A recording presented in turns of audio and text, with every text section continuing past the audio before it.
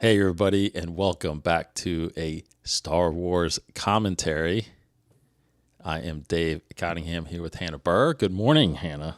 Good morning. How are you? Yes, all cozied up with your Yes. what was the mug? It's my Epcot mug. Epcot mug. My Nice. R2D2 mug is in the dishwasher. Otherwise, I'd be drinking from that. Ah, right. Okay. And All then right. my Life Day mug is at work. So Oh, right. Well, I've got my Diet Coke, and we are ready to dive into Solo, a yeah, Star Wars story. So we've been doing these commentaries throughout the year 2024. We've gone through the prequels. We're going in chronological order. So yes, naturally, episode 3 ended, back at the end of the Clone Wars. And now, before we get to episode 4, we've got a couple movies to do. we do. Lucasfilm produced Solo, a Star Wars story, which takes place about 10 years prior to A New Hope. So we're about 8 years or so before, about 8 years after episode 3. So the Empire has been somewhat established, and there's not a known rebellion going on at this point. There's just pockets of rebellion. So yeah, and Han Solo, we find Han Solo discovering who he is and the path that he's going. So let's dive. You ready to dive right in? We can Let's talk do all it. about it. Let's do it. All right, so we are about to hit play on, and of course we gotta sync up here, but Yeah. because they don't do this watch party thing, I don't think anymore on there. But anyway, all right, ready? 3, 2, 1, go. Ready? Okay. Ready. Ready? Okay. Yeah. 3, 2, 1, go. And now this starts with the Lucasfilm logo, and then it's got a long time ago, still in the Galaxy Far Far. Now, Galaxy doesn't have the traditional crawl, but it does have a crawl in this somewhat, right? Right. It has text that comes on screen and kind of sets up the movie, Crime which, syndicates. Yes. yeah. So do you miss the fact that, do you think that we should have crawls on all the films? Or is this, No, are you good with this? I'm good with this because I feel like the crawl should only be for movies that are like Star Wars episode blah blah. Yeah. So like it helps show you, okay, this is in Star Wars. Like this is a part of it. But it's a completely different, like it's not your traditional Star Wars. It's a spin-off of some kind. Yeah, right. Yeah, and I think I feel the same way because this is the second film, first in chronological, but second film that they did outside the Skywalker saga. Yes.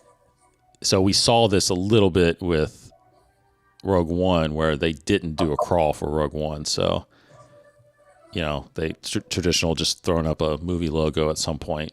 Yeah, it makes sense. That was, but anyway, from the beginning, so this is actually, this part takes place about 3 years before the main part of the movie. Right. And we're learning that Solo here is on, you always knew he was from Corellia, Right. but we had never really seen Corellia. And I believe Corellia was really expanded upon in the Legends and expanded universe. The one thing I remember knowing about it really fully was that it was a shipyard. It Yes. created a bunch of ships and manufactured a bunch of starships. Mainly the big cruisers that you see the Rebellion using are from Corellia. Yes. Of course, the Millennium Falcon is a Corellian-based YT freighter, right? Yeah. So let's dive into the first and foremost thing that we get here. Obviously, is this new Han Solo. Yes.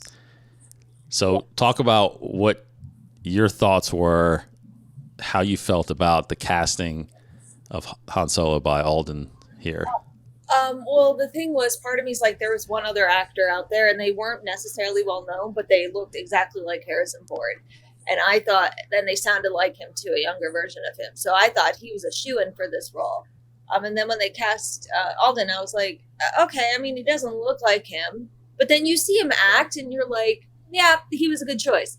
It's very, very similar, in my opinion, to the person they cast as Elrond in The Rings of Power, that Prime Lord of the Rings TV series, because he definitely does not look like a younger Elrond. He just straight up doesn't. But the way that he plays the part is so well done that you're like, yeah, I don't care. That's Elrond. I don't care. So that was my opinion when I first saw the movie. What about you?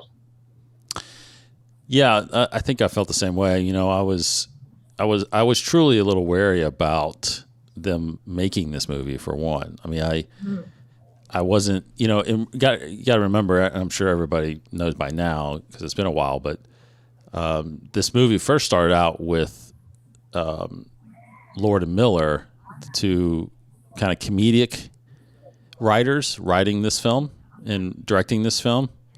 They had done Lego Movie, was their big movie right before this kind of thing.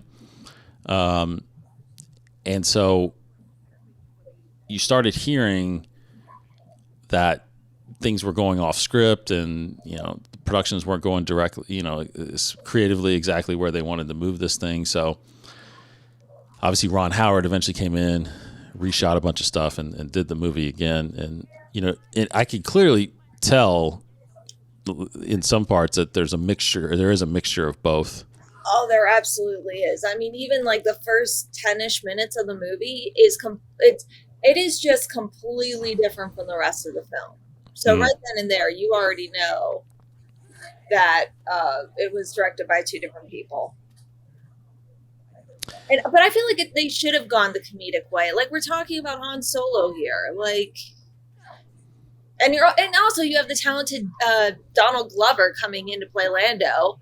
Right. Like, he was on, I think it was the show Community, and oh my gosh, was he funny on that show. Mm-hmm. Oh, he was so funny. So I feel like you did need to go down a more comedic route with this.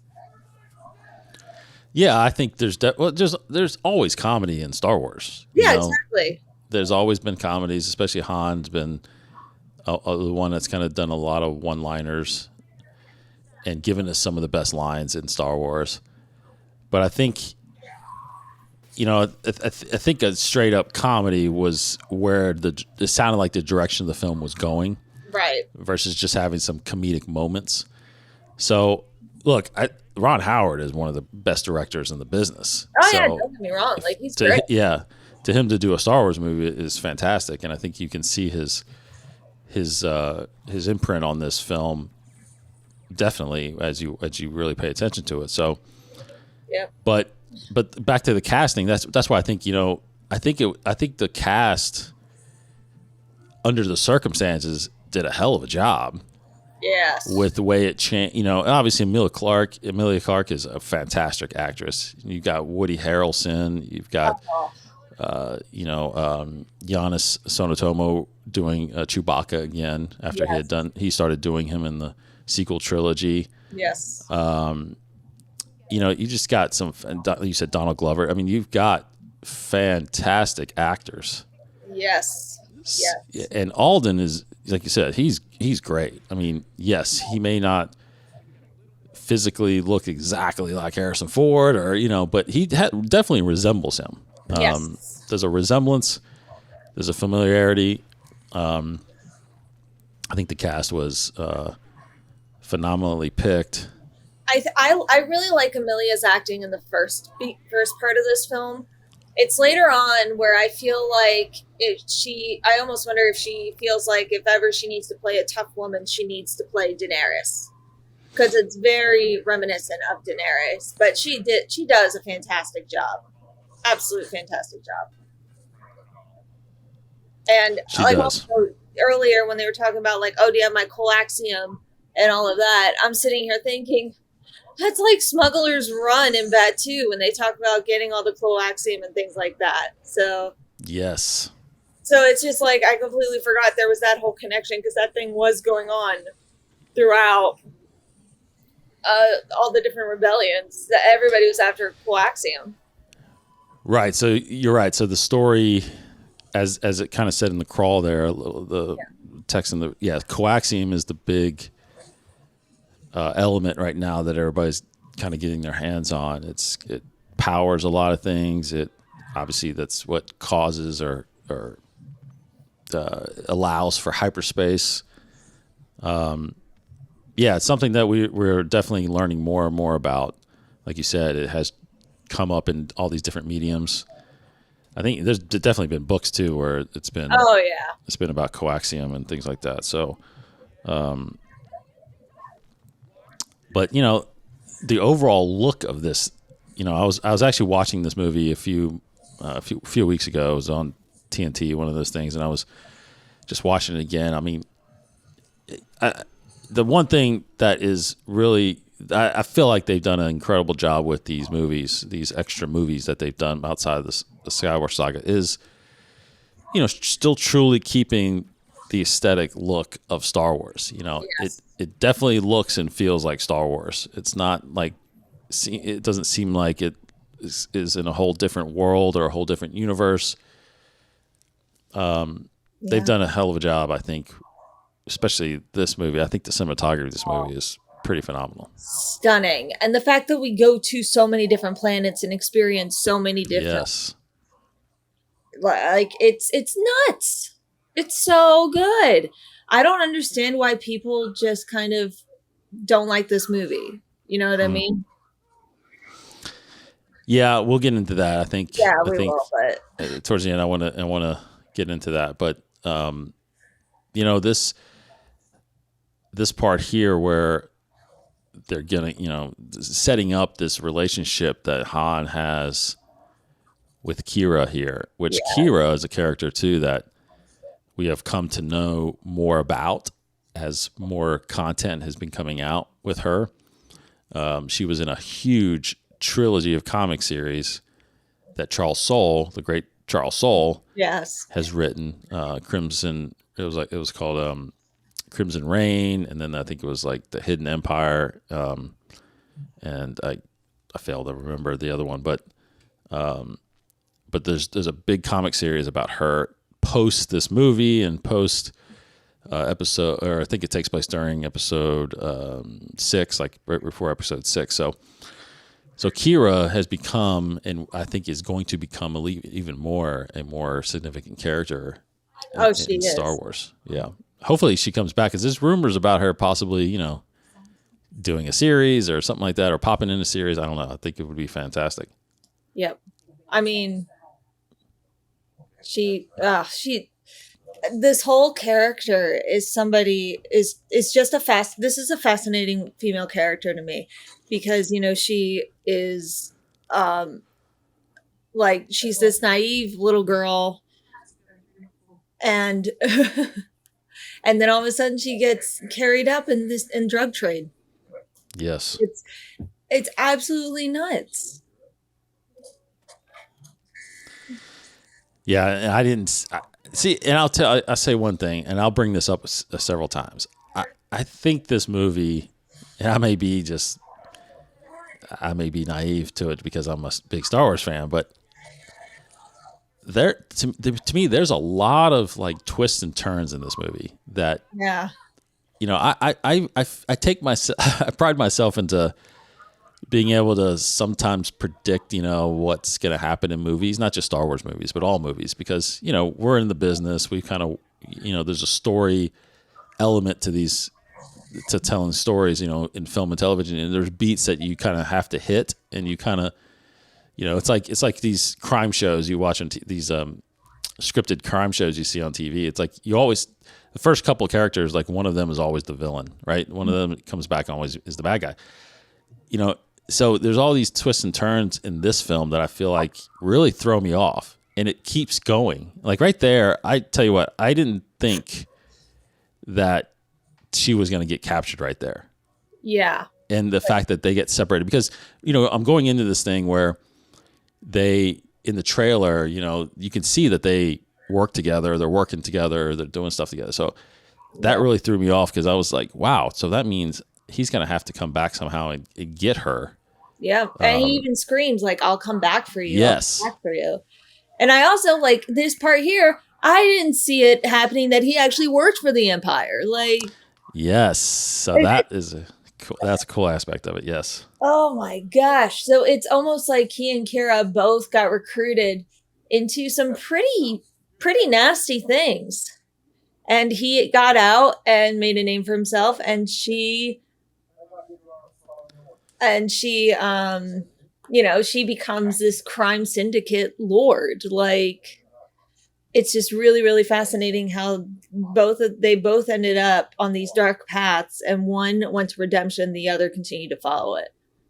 Yeah. And then what was I about to say? Like, there was a shot back there where we actually saw Stormtrooper separating a mom from her kids. And yes. so that is like, oh crap, it was happening still. Like, it's nuts. Okay. I am, for some reason, they're saying the link isn't working, so I'm trying to update this real fast. So that's why we're not getting anybody on here.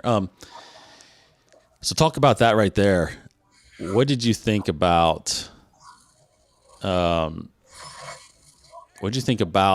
his name and how his name came? That was also a twist. I didn't see that coming. I didn't see it coming that the only reason why he's called Han Solo is because a guard straight up gave him that name. Because he's like, I don't have a last name. He's like, all right, Han Solo. Yes. It's like, oh.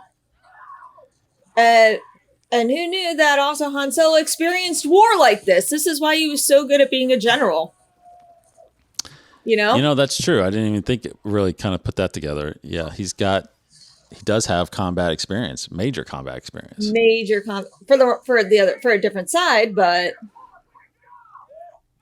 yes. Well, but either way, fighting is fighting, and you know, the survival aspect of it, and being able to command people and work with people. I think that was, you know, and there is also we haven't done this yet on Beyond the Saga, but there's actually also another comic series called Han Solo Cadet, I think, where it takes place between these. So it's been like 3 years, right, between when he joined the Empire and where we're at now in the film, and he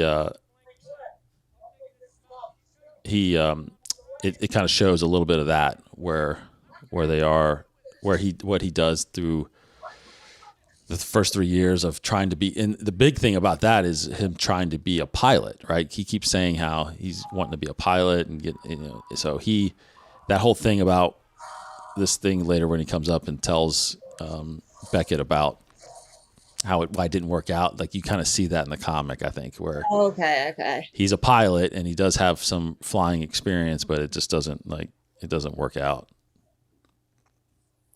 Yeah, well, and now we have the wonderful Woody Harrelson. Yeah, again, he's great. He's fantastic. I'm so glad they got him in the Star Wars. I'm so glad too. And then of course you have Thaddy Newton back there, who plays Val. Yep. She is a phenomenal actress. And then of course Jon Favreau is the voice right there of Rio. Yes. So again, you're going down this supporting cast, and they're still phenomenal actors and actresses. Now, it's funny. It's funny. Han's the only one without a helmet on in this. Yeah, I think that's absolutely hilarious. We would probably get docked for it. Yeah, no kidding. Because right now it shows his like rebelliousness.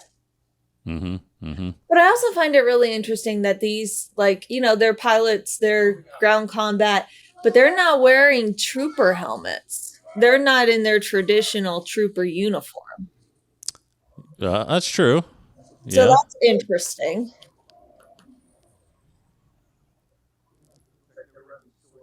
Yeah, that is true. I never really I never really thought about it that, whether or not. I wonder why this link isn't working. I love that line. You have a talent for sticking your nose in places where it doesn't belong. It's such a great line. Yes, it is such a great line.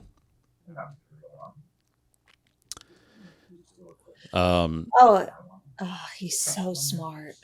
He's Who? so smart and crafty. Oh, Han, because he's like, you got. I know for a fact you guys aren't military. I helped you this yes. far. You're looking to steal. I want in. I want off of this. I want out.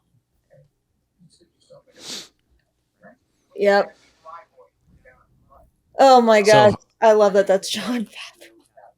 Yes. So what were your feelings going into this before we get to it? Like, what were your feelings going into this? How you thought we were going to get introduced to Chewbacca in that relationship? Because, this whole time, for a long time, we've known since, I believe, the original trilogy that, Han was owed this life debt from Chewbacca. Now, they didn't really fully get into that in this, No. But I always wondered why that was. I was about to say, I'm like, how did Han save Chewie? Like, that was my thought, was Han save Chewie? How did Han save Chewie? And I'm glad we got that bit. Yeah, but did you like the scene for it? Did you like how they did that? No, I did. I liked that scene very, very much. I thought it was very funny, and it was very Chewbacca. It was. I think at that point I'm like, yeah, there's our buddy. There's our buddy cop. They're like, because that's totally what it was too. Yeah, it definitely was. Oh my gosh, it was so funny. And he's like, oh, see, I speak Wookiee too. And he's like, huh? Right. Well, they described him, because again, it was one of the things where I guess I was kind of naive. It's like they described, like, put him in with the Beast. Oh, as soon as they said that, I was like, Chewbacca! Like that's see, what I knew. I didn't go there. I didn't go there yet. I thought Chewbacca, I thought it would be something else. I just thought it would be somewhere else or do something else. I thought when they said Beast, I thought, oh man, how is he going to get out of this? What is this Beast? I knew it was Chewbacca. Oh, it's so sad. It's so sad. Like, that was one thing about this movie, is that it really opened your eyes to the absolute horribleness of the Empire and their absolute disregard of life. Yeah.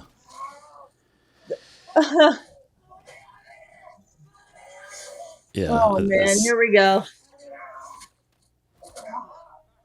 And I'm glad, it's always tough when you're replacing a legendary actor like Peter Mayhew. Yeah.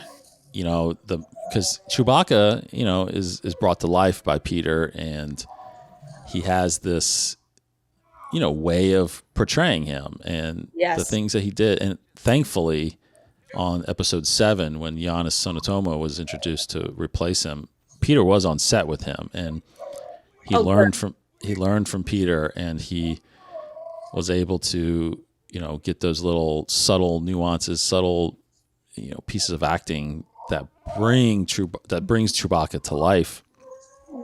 And I got to tell you, I think he is exactly Chewbacca. He is. You can tell the difference. Like, it's absolutely insane. Yes.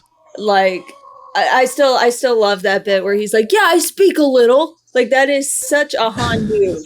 Like, there's so much of this where you're like, oh, that's Han.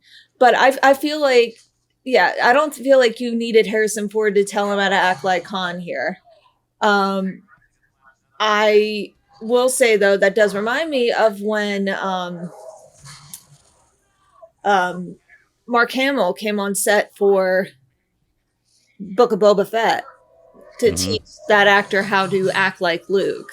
Like, I love the fact that Star Wars will go that extra mile to make sure their actor, make sure the parts are being passed on appropriately.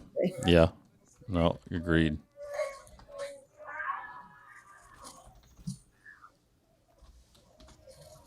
Trying to get these guys on here. So, No, but you're fine. doesn't seem like the link is working for some reason. This whole escape scene is like Yeah. absolutely hilarious. And it's so perfect because it is Han and Chewie. It is. Now, I will agree with you in that with this, they kind of don't provide the life debt stuff. But I wonder if it's kind of covered here because Han just said, you go that way, I go this way, we go anyway.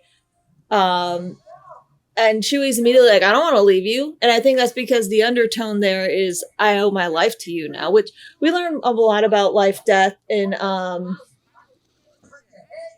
yeah.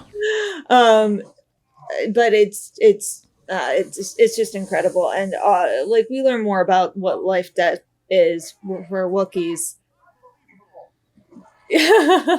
For Wookiees, in the book Life, Debt.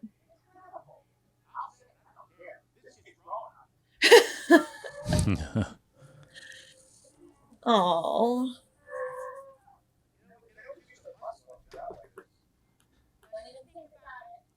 He's thinking about it. I'm sorry. Like half the lines that Rio says, I'm like, how do you even know that? Oh, right. Yeah, totally. Like that one line with, believe me, you will not have the best cozy sleep of your life. With like, oh, he loves Wookiees. He definitely loves Wookiees. Yeah, he does. Oh my gosh, it's absolutely insane.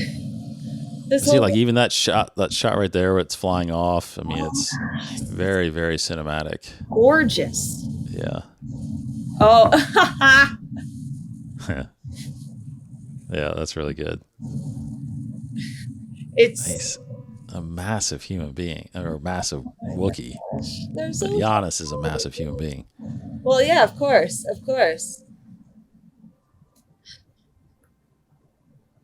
Nobody upsets a droid because droids don't tear your arms out of sockets. I suggest a new strategy: let the Wookiee win. Yeah. But like, what a start of a beautiful friendship. Yeah, I do want to say that to me, this scene is the, epitome of them meeting each other. The scene where he learns his name, and where we get Chewie ultimately. So to me, this is the iconic scene between Han and Chewie. I love it so much. It's really a good scene that they have together here. All right, now we got a couple patrons in here. Welcome, guys. Brandon's here, the Lucky Leprechaun, and then Thrawn is here as well. So thanks, guys. We were about 25 minutes. That was my fault. Didn't have the live part clicked, which that's my bad. Whatever. All right, here we go. We were just talking about a little bit about Solo and Chewbacca, the relationship that they've formed, and how the life debt aspect of it, which again we've known for years, and still a little. But I think you were saying we did learn more about it in the Aftermath books, right? Because there was actually a book called Life Debt where Han is going back and helping free Kashyyyk from the Empire. Yeah, and there's a little bit of little bit references there about how much of a relationship that Han and Chewie have and their relationship together. It's a great book. It's a great book. And Brandon says he's in the middle of that book. Yeah, that whole trilogy is really, really good. I was very impressed with that trilogy. It was one of the first, new canon books that came out after Disney bought Lucasfilm, and I was a little weary of it because, like, what do you mean the war's not over? It ended in Return of the Jedi. Well, it does explain really well how, something like that doesn't end overnight. It takes another year at least of fighting to finish it out, and it's technically not over until the Battle of Jakku. That's exactly right. Yeah, and they finally signed this treaty. I will say Life Debt, I think out of those three books is my favorite. Yeah, I did like Life Debt. Empire's End's pretty good too, but Life Debt was really, really good. It was really, really good.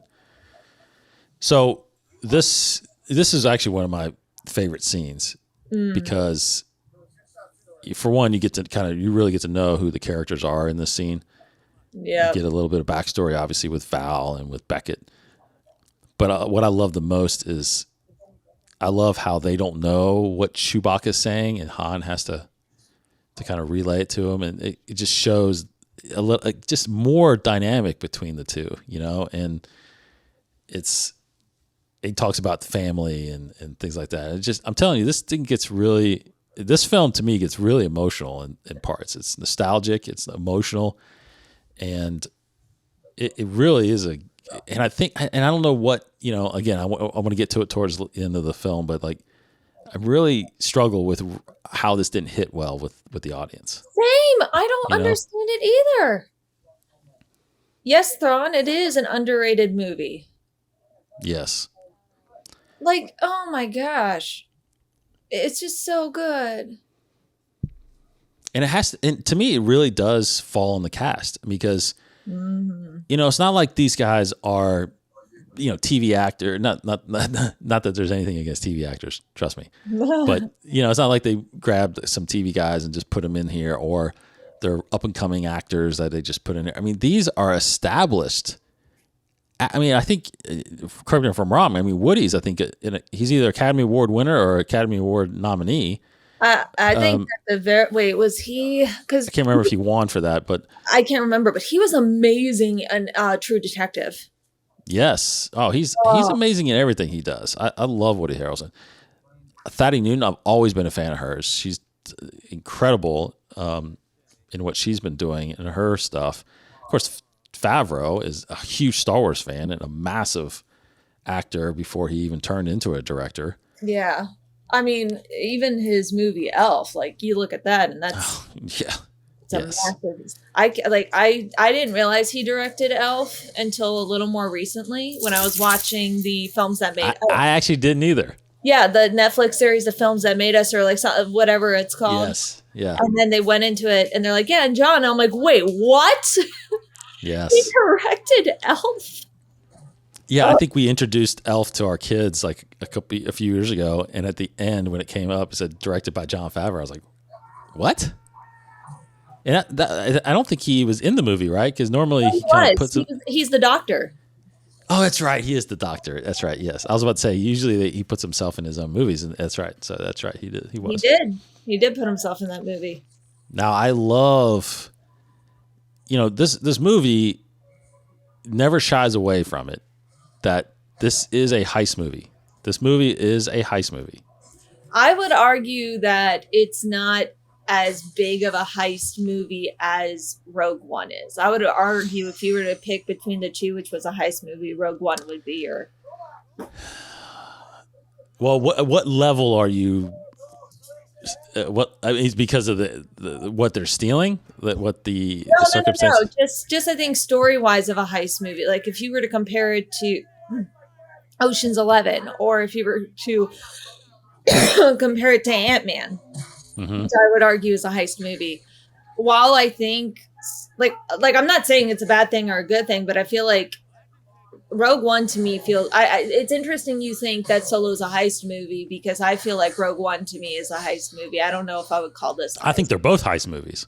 Yeah, but this movie, I think. So the thing about the Rogue One, I think about Rogue One, which we'll obviously get into in the next commentary. But you're right. I think Rogue One to me was more about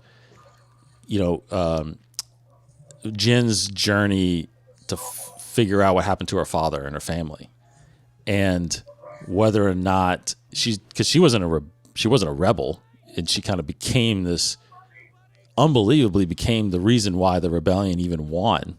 Yeah, had a chance to win, right? And it centered around getting the Death Star plans. But to me, this movie, this like right now we're not even 30 minutes in. They're trying to steal this coaxium. Yeah, that's true. This whole movie is about stealing this coaxium. Yeah, it is about coaxium. The whole movie is centered around stealing, and that's the only, and we're about to talk about Enfys Nest is about to come in here, right? So Enfys Nest is one of those misdirections. I'll keep bringing this up. for the guys that just joined, like, oh, Darth's here too. Awesome. Oh, hello. Hyperdrive engaged. Time to sit back and watch. Nice. Welcome. You know, this. I just lost my train of thought. This heist aspect of it, this Enfys Nest. Again, I keep saying this twist and turns kind of thing. Like, what is Enfys Nest's really? What is his or her? I didn't even know. You didn't know yet. What is their purpose in this film? Because we're introduced to him right now. We don't know, and we're just thinking they're these marauders, right? These guys that just kind of disrupt everything. That's what. So it's funny because you kind of question whether or not they're the main villain, or is because we haven't met Dryden Voss. We haven't met Dryden yet. Yes. Is Dryden the main villain? Who's the main villain of this film? So, right. And I still don't. I still think that is not quite clear. Who is the actual main villain? Because it's so many different turns in this. So who would you actually chalk up to be the main antagonist of this film? That's such an interesting thought. Like, I'm actually think about it now. I'm like, I know. Well, okay, so there's a difference between a villain and an antagonist. You have your protagonist, and then the role of the antagonist is to prevent your protagonist from reaching their goal. But that doesn't necessarily mean they're a bad person. Perfect example is the movie Up.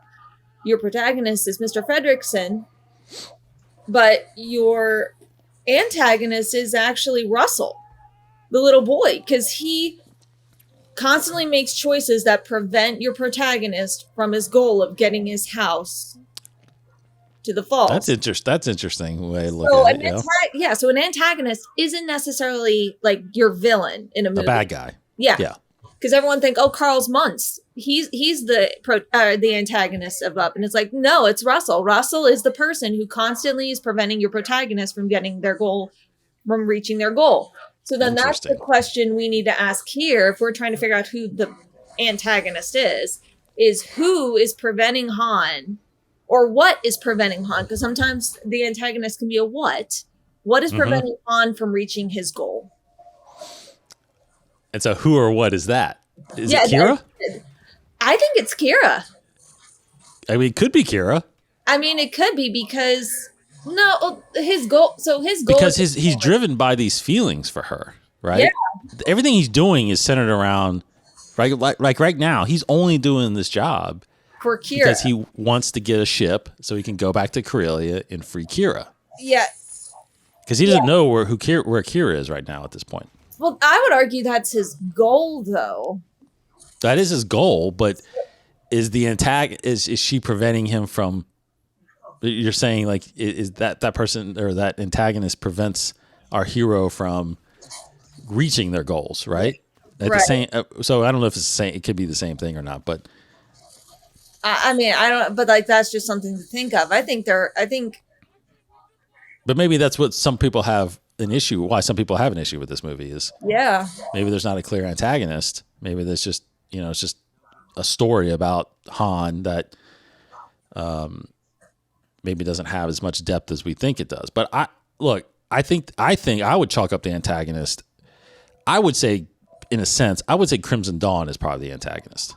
Yeah, I was about to say the drug syndicate or the crime syndicate would be your antagonist because they're the ones preventing Han from getting what he needs. Yeah, and Kira becomes a part of that too. Like here, they're trying to get the coaxium so that they can. And who's stopping them? These drug war syndicates. Yes.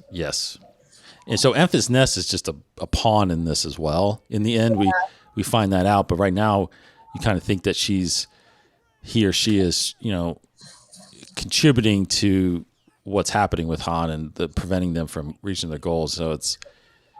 Either way, this whole train thing, this is one of my favorite scenes in Star Wars. The way it looks, the way it's shot. I mean, it's so well done, and it's full of so many twists. We lose two great, fantastic characters right there. We lost Yeah, this was surprising. That was surprising. Oh my gosh, it's just like holy smokes. Well, first you lost your pirate Rio. Okay, that's the one guy you miss. You lose. Sorry, John. And then you lose her. You're just Yeah. like, oh my gosh. Yeah. I didn't see that coming either. I like There's a lot I didn't see coming in this film. there's Let's see. Thrawn says if this came out after Rogue One or Force Awakens, and in December, I feel like it would have done better. I 100% agree. yeah, I completely agree. I actually still think it would have done better if it would have came out in December of that year, even after The Last Jedi, because Yeah. it was only 5 months. I don't think the taste of The Last Jedi was out of everybody's mouth yet. And I think if it came out later in that year in December and in the holidays when everybody's looking to go to movies, I feel like it would have done. I feel like it would have done better. Yeah. Darth says, "You think Han ever had the conversation with Leia? Like, let me tell you about my ex." I mean, if that's the case, Leia needs to tell him about her ex. Oh, yeah. And if you think about the parallel between both of their exes, yeah. I mean, you could have a whole debate of, listen, my ex is the absolute worst. She's part of the crimes, part of the drug syndicate. Yeah, well, my ex almost betrayed us to the Empire. Yeah. Like, sorry, spoilers, but you could have a complete, like, they would probably be like, well, I had the worst sex. No, I had the worst sex. And this is such a heartbreaking scene. Yes.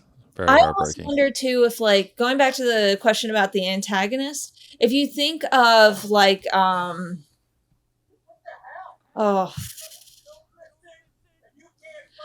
sorry, it's just a great scene. And you're right. There are so many amazing actors in this. Crimson Dawn. There you go. Boom. Crimson Dawn. Yeah. Crimson Dawn. Ooh. And, Crimson Dawn, again, is introduced in this as, one of the 5 main syndicates out there. Yeah. And, so, again, one of those things where it's new, it's what is Crimson Dawn, when, because right now at this point, you're kind of centered around the Hutts, and the Black Sun's been really big in the universe, Star Wars universe. The Pikes obviously are a big syndicate. So to start learning about this is pretty interesting. And again, not knowing who started it or who fully was in charge of Crimson Dawn. Yeah. This is what we kind of start learning in this movie. I'm going to grab my coffee real quick. I'll be right back. Yeah. So Thrawn says they never brought it up much in the comics, even though Kira stole his carbonite body and started a bidding war on it. Yes, that's true. That is true. I think. I don't know. Tell me, Thrawn, because I don't remember. I don't think they as in Leia and Kira, did they ever cross paths? I feel like they may have, but I don't remember. They had to have, right? While Han was in Carbonite, so I don't think they knew each other, were who they were as far as in Han's life. But Darth says, "Yeah, Taste of the Last Jedi." I think that's what really caused this movie to bomb. I truly do believe that the divide that happened with fans during The Last Jedi, I think a lot of people were weary about going and seeing Solo, unfortunately, and of course, all the reshoots and all the problems that we were told that was happening on set. I think people just didn't give it as much of a chance as they should have. And agreed. I mean, it's not like it bombed. I mean, it bombed in a sense of Star Wars. I mean, it still made over like $350 million, which it still did a really good job. But it didn't make it didn't make a big profit like most of these movies do. So yeah. So Thrawn said they did meet a few times. I do remember Kira and Leia meeting a few times, but I'm not sure if they ever kind of knew what the other was to Han. I was about to say, I remember reading the comics and going, ooh. Yeah. Oh, yeah. Man. All right. Because I have not read the final trilogy of that yet. No, I'm not either. So I need to get on that because we are going to be doing some more Beyond the Sagas here soon. Yes. But he said he wanted that convo. I agree. Now we get onto the yacht.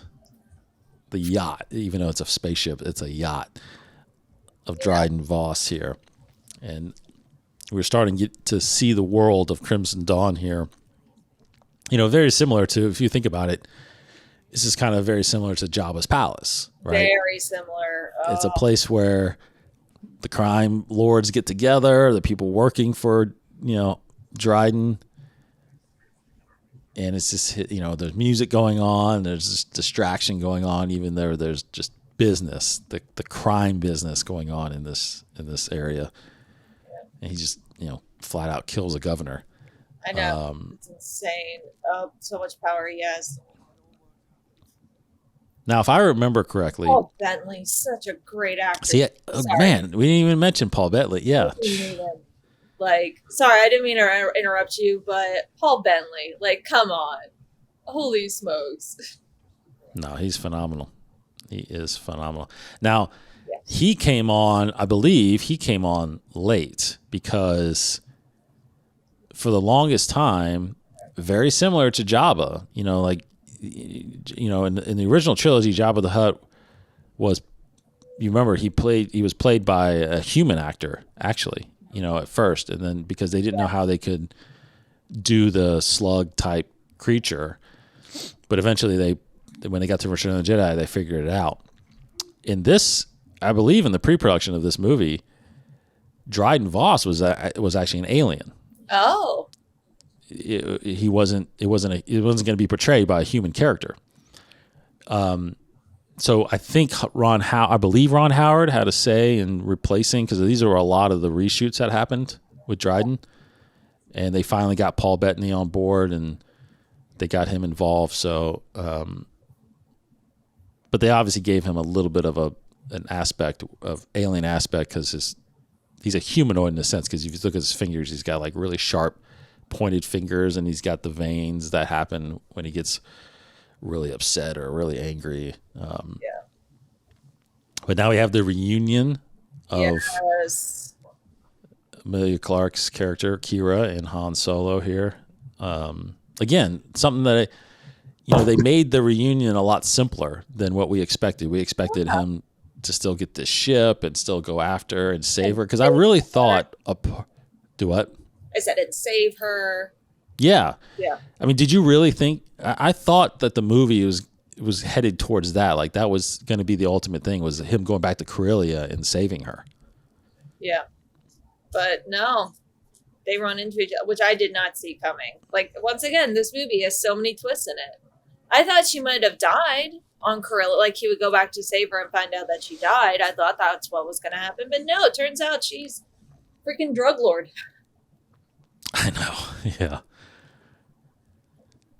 But that's where this thing took a little bit of a different direction for me, because obviously you knew the Millennium Falcon was going to play a factor in this, which it does here soon, but which is what Darth says right now. Darth says, I love this movie when it came out. F the haters. I considered it the Millennium Falcon story.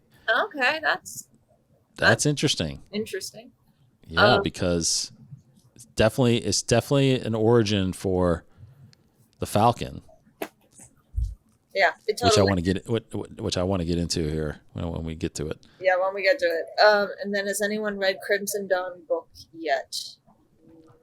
No. Crimson Dawn book. Oh, you mean I thought it was Crimson. Was it called? You're talking about the Kira book? I don't think it was Crimson Dawn, was it? Anyway, I'll look it up. But I think I have not, because I think you're Crimson Climb. That's right. Yeah, Crimson Climb. Have not gotten to that one yet. No. Is that about Kira's rise? I'm assuming.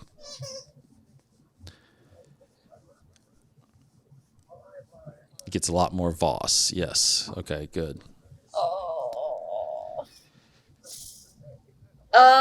Like the scene, like you can just feel the tension. That's how great the actors are. Is not much needs to be said, but there's so much subtext of threats. It's insane. This movie is just so good.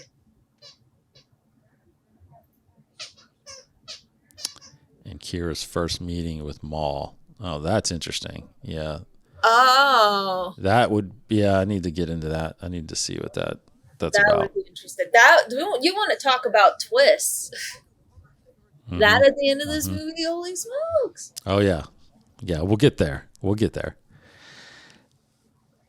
So Crimson Dawn, you know, as of right now, it looks as if Dryden is kind of the head of Crimson Dawn, which is what we're led to believe. You know, before we get to the end, I think there's a subtle thing later. He says like, "You know who I work for," you know, and it's like, again, I remember sitting in the theater thinking, "Wait a minute, who could that be?" You know, because they're referencing somebody. And I want to really think about, I mean, I had no idea, obviously, but I figured it could be somebody from maybe the Clone Wars or somebody that, you know, some character that we kind of we maybe known subtly about, you know. Right. I didn't know it was somebody like Maul, which we'll get to, but it's like. No, that was insane. That it was crazy. Brandon says, I'm in a group that plays a Star Wars, what is that, TTRPG, role-playing game? Yeah. Yeah. And one of the two characters is Han Solo's cousin. More like a third, fourth cousin. It's a joke character. Oh yeah. So you do a Star Wars D&D campaign. That's fun. Yeah, Hannah's big in that. Yeah, I actually I'm DMing. It's whenever people are sick and can't make one of our two main campaigns. I DM a Star Wars campaign that takes place during the Old Republic. Oh, interesting. Okay. Yeah. So, oh man. Yeah, I should try one of those sometime, maybe. Yeah, I don't know. You'd like it. Unless all right, so here's where we are getting set up for the main part of this movie, which is how do they make up for what they just did? Yeah, for what they just And lost. again, this is where the whole coaxium storyline just continues on. Yeah, and it is Han's fault that they lost it. Like, it's Han's fault. And so all of his choices have all of these different consequences that are bringing him down the line. But he's probably the reason why they're alive too, though. Yeah, that is true. That is true. The reason why they're still alive. But if he didn't jump on the ship, if he didn't, you know, release the load of coaxium. But Brackett does make a point. He's like, now we're in their debt, so it's almost like I'd rather be dead. Oh, totally. Owe something to. Oh, yeah, no. There's still love between the two of them. Of course. What are you doing? It's only been 3 years. It's only been 3 years. Brandon says it's the Fantasy Flight Games version. You can find some of the books on Amazon. Oh, you can. That's right. Okay. Oh my god. So now we're getting into, which is the really the heart of this film, I think, because, you know, we're going to be introduced to several things I want to get into. One thing is we obviously haven't been introduced to Lando Calrissian yet. Not yet.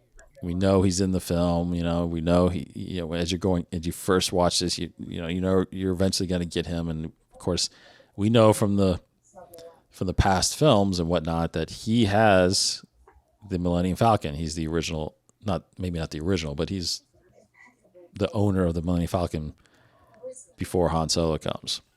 Yeah. So what I love about this scene, about what we're about to see, is I'm glad they didn't just breeze over the sabacc game. I love that so much. In fact, I wish they would have done more of it. Yeah. No, that's such an important part. It is. Here he is, the great Donald Glover. Yeah. Because I think, the thing about sabacc is I love the fact that, to be honest, maybe it's because I'm a little more aware of it, but poker is a big game in America or even around the world. It is. Poker has been growing and growing in its popularity. And I remember when this was starting to come out, I'm like, great, I'm finally able to see this gambling community part in Star Wars, Yes. I actually have a deck of sabacc. I do too. And it's in my closet and I forgot to grab it. I was going to grab it and pull it out. I forgot. I got mine right over here. I can pull it out right now if you give me a second. Yeah. Well, if you want, yeah. Well, you're comfy. You don't have to. No. I will. Allie, get off. But sabacc is, sabacc has, because yes, they do sell sabacc at Galaxy's Edge. You can go down there and buy a deck, and it has the rules in it. Yeah. I still need to sit. I want to sit down and kind of play it and learn it. Yes. I just haven't been able to do that yet. Because you got to get everybody else to kind of play it and understand. So yeah, that Darth says that would have ruined the movie. Of course, this one isn't the game, but still, you can get it on Amazon. Yeah. What do you, Darth? What do you mean by what would have ruined the movie? Sabacc, because it's weird how the rules are a little more complicated on me. Yeah, it's very similar to 21. Yes, yeah, kind of. Sort of. You have to use. You have to get to 0. Yeah, you have to use the cards to cancel each other out. That's right. Yeah, and basically the lowest score in your hand kind of wins. And there's actually, you kind of see it a little bit, but it's kind of hard to explain. But there's actually 2 pots going on. It's not just one pot. There's like a main pot. And there's like a side pot. So depending on what cards you have, you get to win both or one. It's and then you have dice too, because of the dice. If you roll the dice and they match, then it's sabacc, and you have to completely get rid of your hand and get a new hand. And you have all these cards. You have you have all these cards that are different colors and they're different point worth. And your whole goal is, if you were to have a hand, it starts off with 3 or 4. I forget. 4, right? No, 3. I think, maybe 3. 3. So right now in my hand. See, there's 2 pots there. If you looked at it right there. Yeah. Oh yeah, 2 pots. Oh my gosh. So you have cards right here. Oh yeah. So yeah. Now I'm like, okay, great. I've got 5. I got 5. They cancel each other out, but I have to get a card to cancel this out. And if you discard a card, do you have to pick up a card, right? I think so. Yeah, I don't remember the rules fully, but yes, I think that's right. But it's a whole fun game. I know. Have you ever sat down and played it? Oh yeah, with anybody? Our family plays it. Oh man, see, I need to play it. Like I've never been able to get a group of people together to sit down and actually just play it. I need to teach my family is what I need to do. So yeah, you need to teach your family. I think that's what we need to do. Sam would like this. Yeah, I do too. I think that's what I'm going to do. I want to make. That's why you have daughters, right? You make them do what you want to do. So I want to make them play sabacc with me. There you go. But no, I love this. I love this dynamic with them. I think it's interesting about him being a cheat. They're obviously telling us right away he's a cheat. And Han's like, wait a second. Because I think Han is, Han played this game legit, and seems like where he's always portrayed as a smuggler type guy and backstabber and whatnot, but he's been a legit character throughout this film, and I think Lando's the one that you can kind of tell has kind of scammed his way into who he is, right? Which is kind of reflective too of like the whole Cloud City thing in episode 5. It's like, Yeah.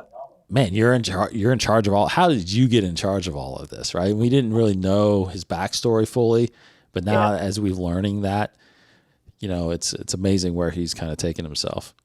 And he is Lando. Like Donald is Lando. No, it definitely is.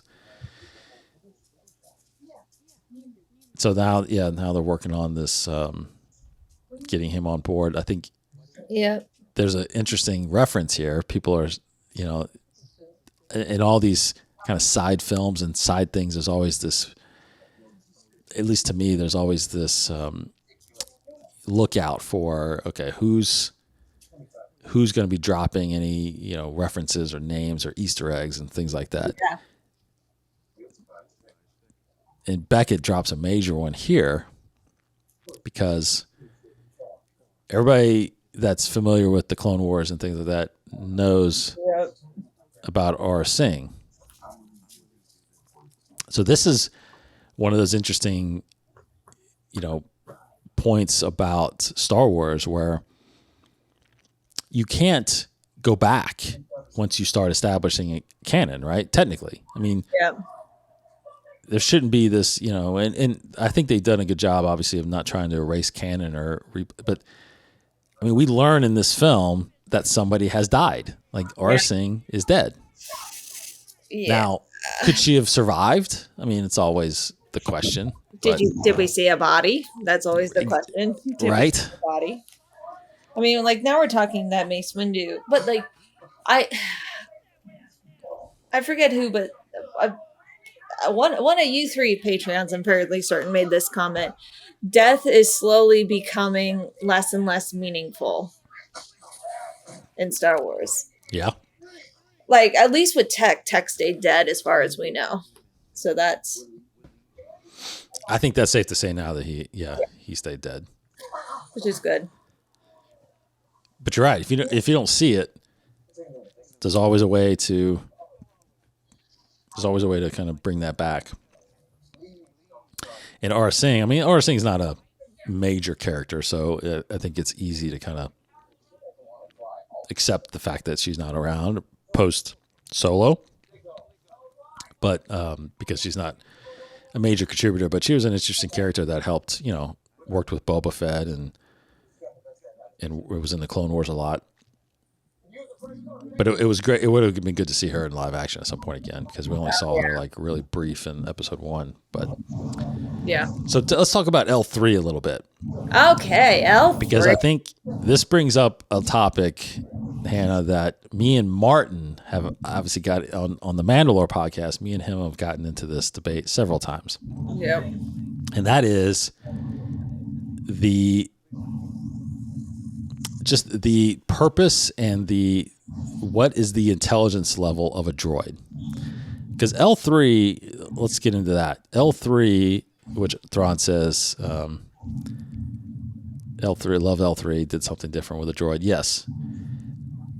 And the pattern for all these films, right, has been introducing new droids, right? We pretty much get a new droid every film now these days, or every project.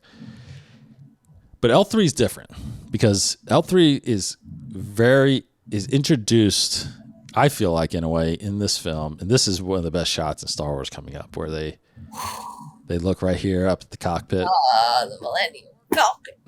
Yes. Phenomenal shot. So L3 to me was introduced into this movie. Again, correct me if I'm wrong, but to me, the first time as basically truly representing a human.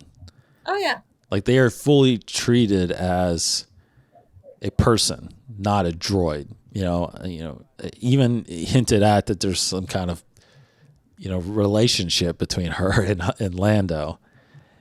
And I thought that was very interesting because I think that brought up a lot of the conversations me and Martin have had about this, is that, you know, are droids in Star Wars, are they sentient?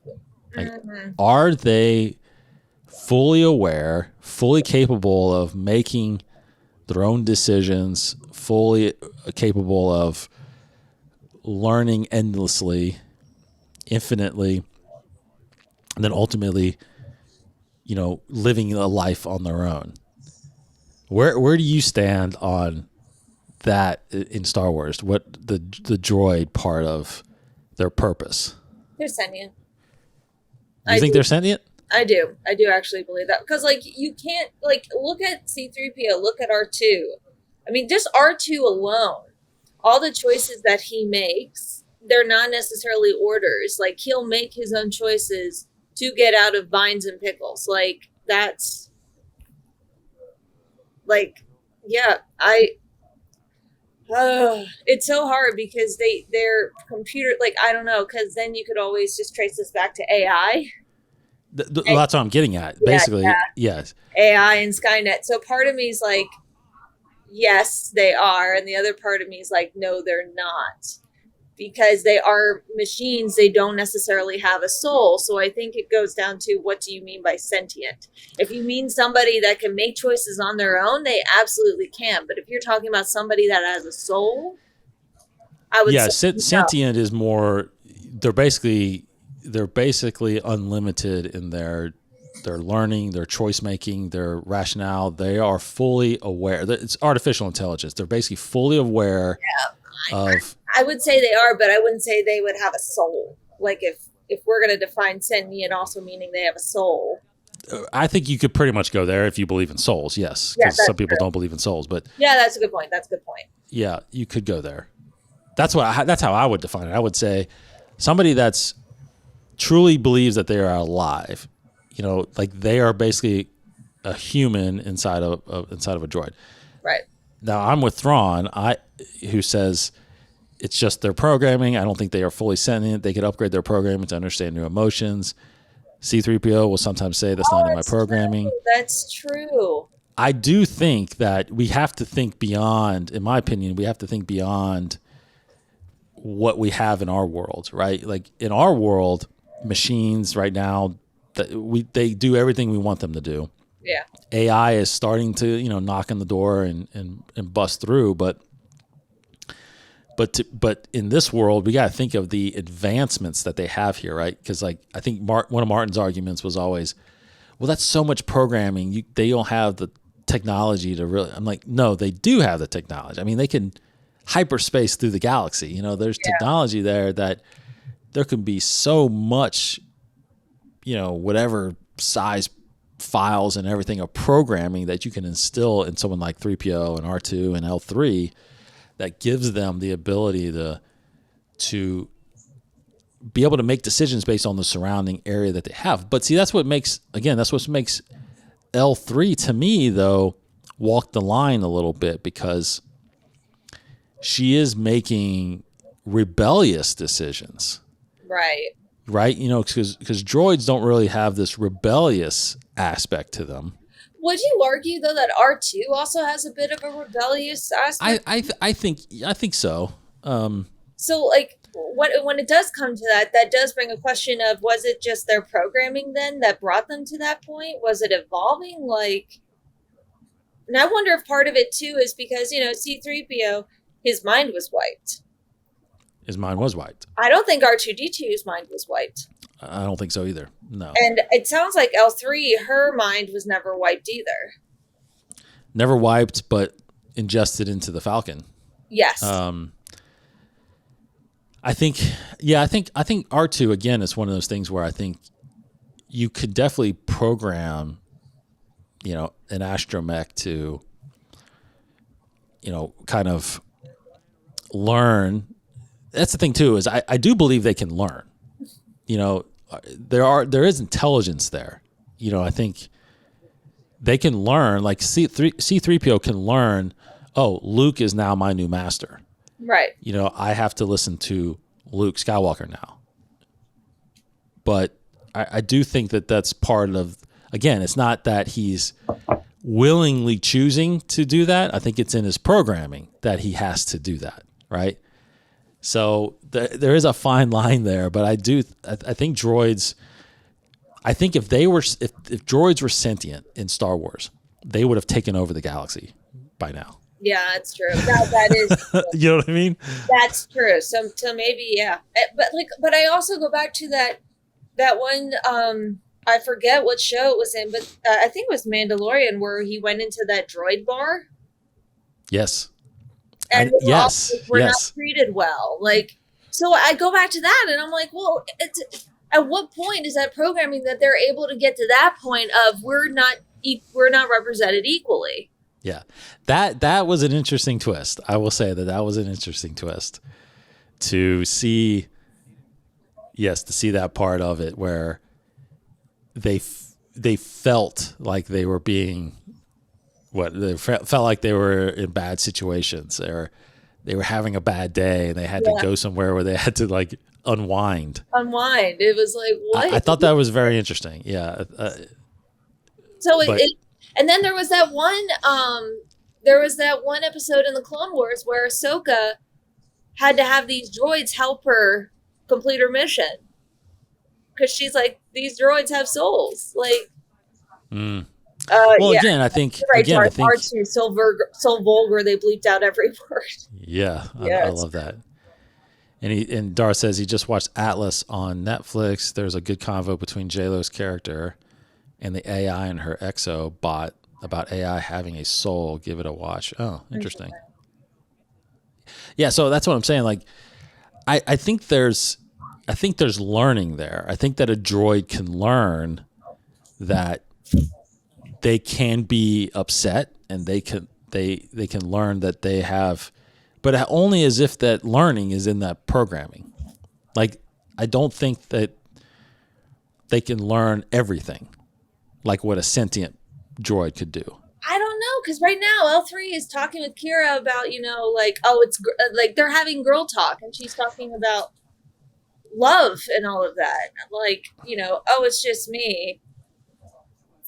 Where L3's like, Lando's in love with me. It makes it difficult to work with him. And she tells Kira, Han is in love with you. She's like, no, he's not. She's like, oh, honey, please. It's just us two girls here. Like, I know. I know.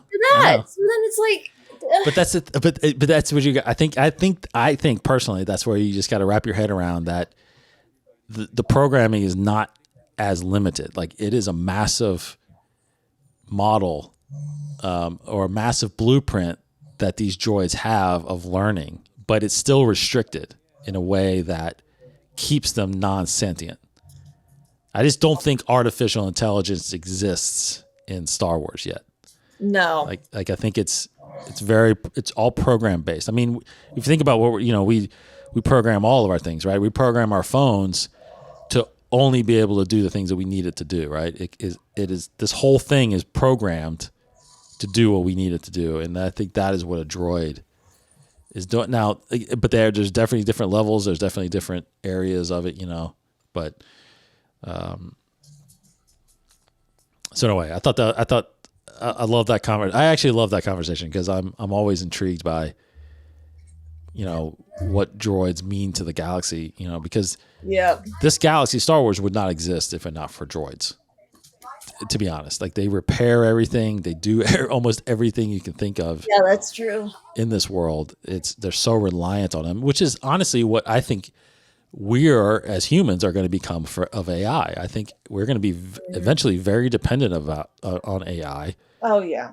And hopefully AI doesn't, grow a conscience and start taking over the world. Yeah, let's not have Skynet happen. But we'll see. Well, I know, and you and I, especially in our line of work, we're seeing that more and more every single day, how AI is just influencing the media realm.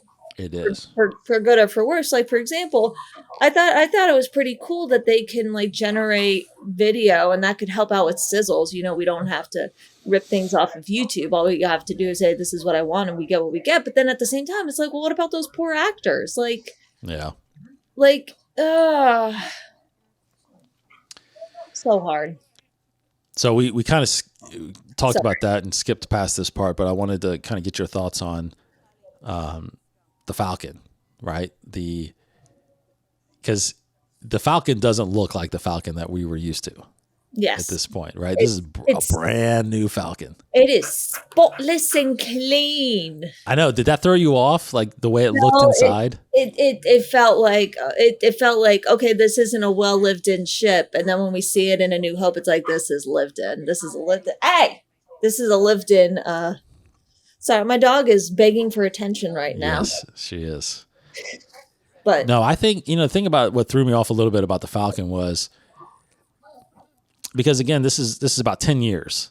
You know, when we get to A New Hope, it's always been kind of just subtly and as kind of forcefully in a sense said that this is an old ship, this hunk of junk ship, can't do anything. It's beat up. It's missing parts. It's always broken. And in this film, when we first see it here, I remember seeing it like, wow.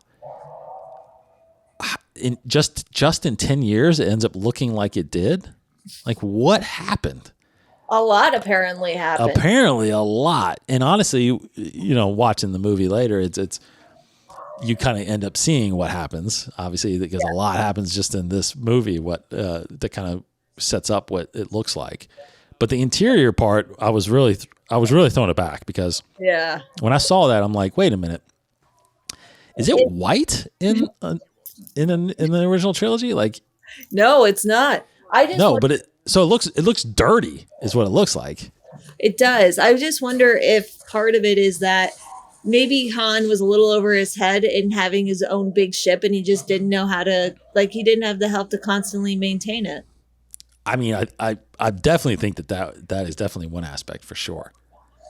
I think because I don't even know if it can be cleaned, because I thought it was just that color, on the walls, those little white square padding. It looks like, it's like more of a yellowish brownish in the original trilogy and even the sequel trilogy, because it never fully gets back to where it was. Even on Batu, it's still that. Yeah, totally. And Thrawn, that is a very good point. The Falcon being clean and slick fits Lando's personality.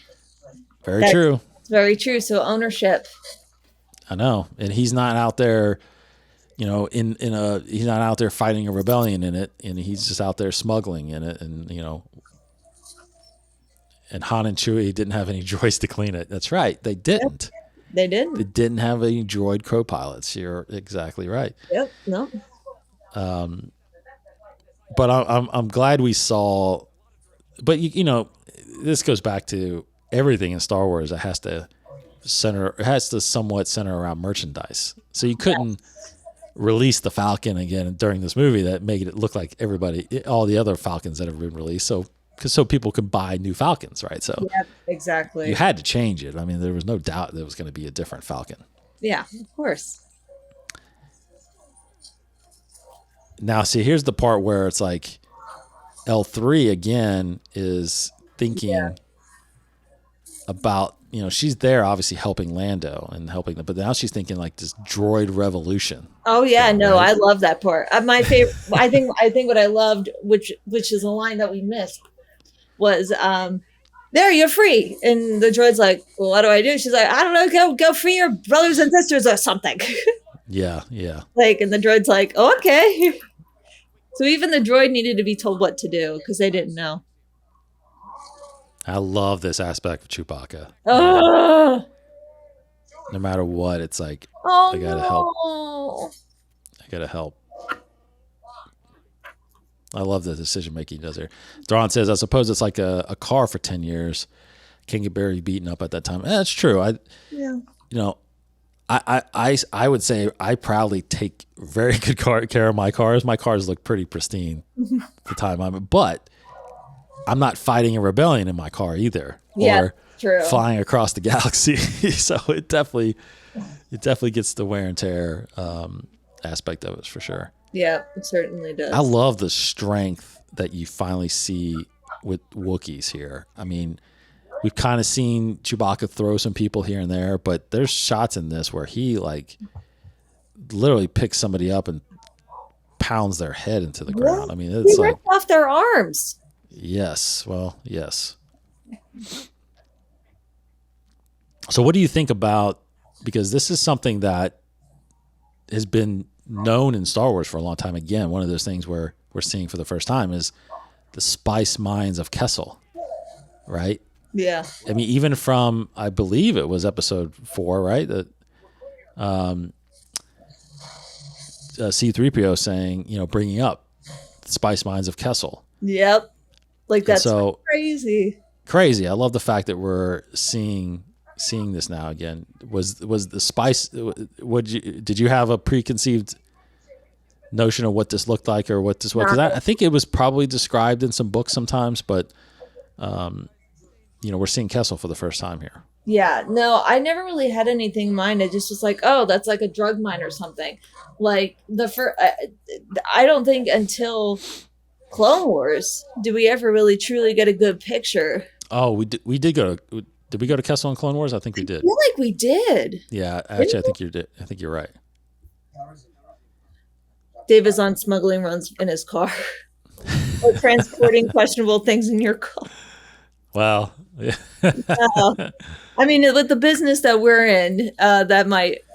Yeah, yeah, yeah. It's clean smuggling thing, so it doesn't dirty my vehicle up. Yeah. No, you're right. I do believe you're right. I think because I remember actually when this came out that there was some people comparing how it looked in the Clone Wars versus how it looks in this, and there might have been some contradictions and whatnot. But I don't. We're only seeing one part of this planet. The planet's obviously very massive. But I love seeing. I feel like that's what this film did was it really showed us and brought to light a lot of things that we knew that happened and we knew about these places, but now we're seeing them. And again, I think that might have been one of the things that may not have resonated as much with some Star Wars fans. Yeah. Because I remember hearing, like, I didn't need to see this, the relationship build from Han and Chewie. I didn't see. I mean, there were some comments about that before. Like again, it goes back to the thing about like, can we get some new stories? Can we get some new locations and things like that? But I love finally seeing it like this. I've loved finally seeing the live versions of these things. And yeah. And a lot of people questioned also, I remember a lot of people questioned, why do these Wookiees not look like Wookiees as much? They don't really look like Chewbacca. And I remember someone came out from Star Wars saying that this is what a Wookiee looks like when they're malnourished. I was just about to say, they were freaking starved. Like, they weren't being taken care of. Of course, they're going to look skinnier because of that. Like, Yes. That's a skin and bones Wookiee. They're just really, really hairy. Yeah, malnourished, overworked. Yeah. I mean, they're slaves, basically. They've been slaves to the Empire, obviously, since the Empire took over. Oh, yeah. So, I don't get that at all. If anything, that's good movie making because that's what you... Exactly. Like, that's real life. That's good attention to detail. Very good attention to detail. Oh, wait, these Wookiees would be malnourished. Let's still have them very heavy, but let's go ahead and just don't make them as girthy. Right. But, again, there was like all these check marks that this film did, Spice Mines of Kessel, the meeting between Han and Chewbacca. Of course, now we're getting ready to get into the Kessel Run itself. The meeting of Han and Lando and the winning of the Millennium Falcon. It's like all these things got wrapped up into one event versus like, almost like you would think that this would be more of a spread out type of a series of events. Like they all didn't happen at the same time when in fact they did happen at the same time, Yeah. Same storyline. So Darth says, boo to the haters. We needed this story to be told scene. Yeah, I agree. No, I agree. Yeah, no, I agree too. I'm curious, you guys on the chat here, because we before you guys got on, we talked about this early on. I'm curious what you guys think about Alden's performance and whether or not, it was okay. You were okay with Han Solo being recast. Obviously, Yeah. Harrison Ford could not play this character at this point, but Hannah made a good point. There is an actor out there that looks pretty much like Harrison Ford that auditioned for this, and he played Harrison Ford in a movie called Blake Lively was in it. I can't remember the name of that, but I watched it. It was actually a really good movie, and he does look exactly like Harrison Ford and acts like Harrison Ford. So, or they could have, I know it's very early at this point, but they could have went the deepfake route if they really wanted to. Yeah, but it would they would have to do it for the entire film, and then if they did it for him, they would have to do it for Lando. They'd have to do it for at that point, it's just not worth. Yeah. Yeah, that's my feel on it anyway. Darth says he had the mannerisms and attitude down. Age of Adeline. That's Age of Adeline was the movie he's in. Perfect. Yeah. Yeah, fine with it. Okay. Brandon was fine with it.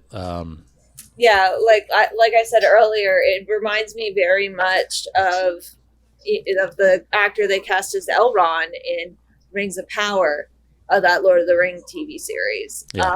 He looks nothing like Elrond, absolutely nothing like him, but his acting is so good that it's like, yeah, I don't care.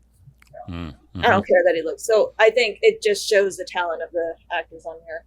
L3. Yeah, L3 dying. That was another twist. Another one. On. Yeah. So many twists in this movie. But she does live on. She does live on inside the Falcon, which I think was a great I love that addition to the lore because yeah. Oh my solves God. a lot, right? Going into the sequel trilogy or prequel trilogy. It does. And it's original. But it was it wasn't like, oh, that's a cheesy way to fill in that plot hole. It's just brilliant. I like. Theron said, "I like the actor and would have liked him, but I liked Alden. He was a bit different, but preferred him than getting someone that just do an impression though." No, that's actually a very good point. That is a very good point. Yeah, you needed a strong actor for sure.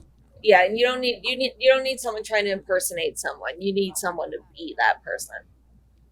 Yeah, that's a good point. That's next up. What? Ah!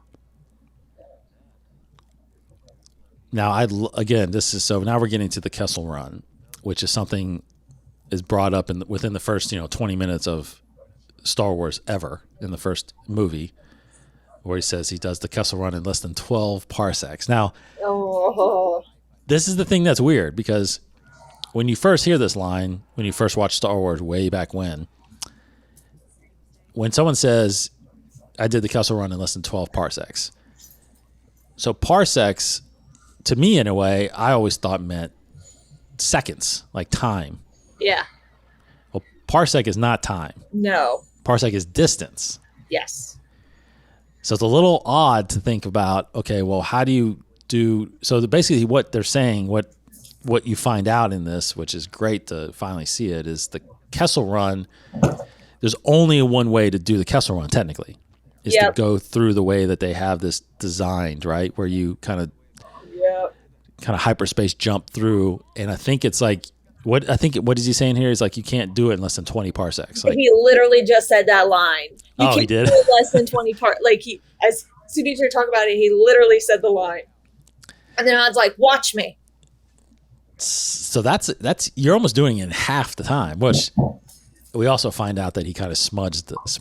He smudges. He's like, well, if you round down, you got to round down. You got to Don't round up. It's so he makes it, but this whole scene is so intense. Once again, the cinematography, it's just brilliant. The cinematography in this movie is insane. It is very insane. Yeah, this whole Maelstrom thing, and getting it's really a neat aspect of it, and I can't. I mean, there's just no way you can navigate through this. It's hard to even think that a ship like the Falcon could. I mean, that's either one, he's very lucky, or he actually is a very, very, very good pilot. I think he's a very good pilot, but this is also the first time he actually is really piloting a ship. That's right. That's right. And this is obviously the part where you start to see the start to resemble what the Falcon looks like 10 years from now. Yeah, I was about to say, I didn't want to say this earlier because I thought I was wrong, but I was pretty sure part of it, the reason why it looked the way it was because of this specific run. Yes. That's right. Oh my gosh. And then this is Chewie being the co-pilot. Like, This it's like is everything the best. Yes. It's just all falling into place. Oh, 190 years old. Yeah. But this is again one of my favorite shots too. Like right here when he steps in, because you get that music kick in right there, and it's like it's the duo. that It's duo. is it right there. That is the best shot. It was great.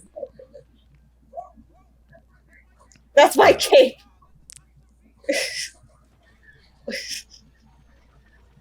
Like, this is Star Wars. That's true. It's the comedy, it's the high stakes, it's the stress, but it's the comedy and the stress.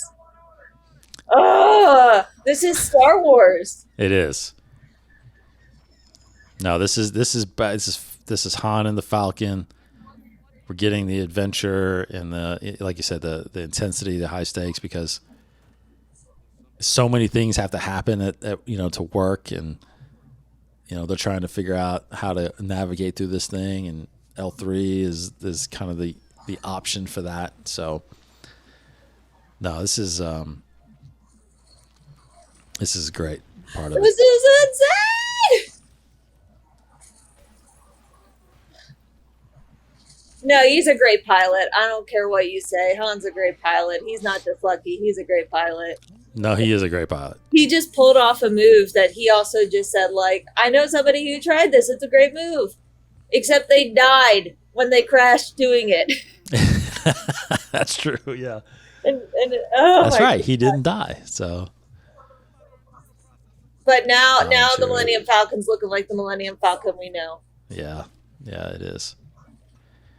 Brandon says it's the space version of Pirates of the Caribbean.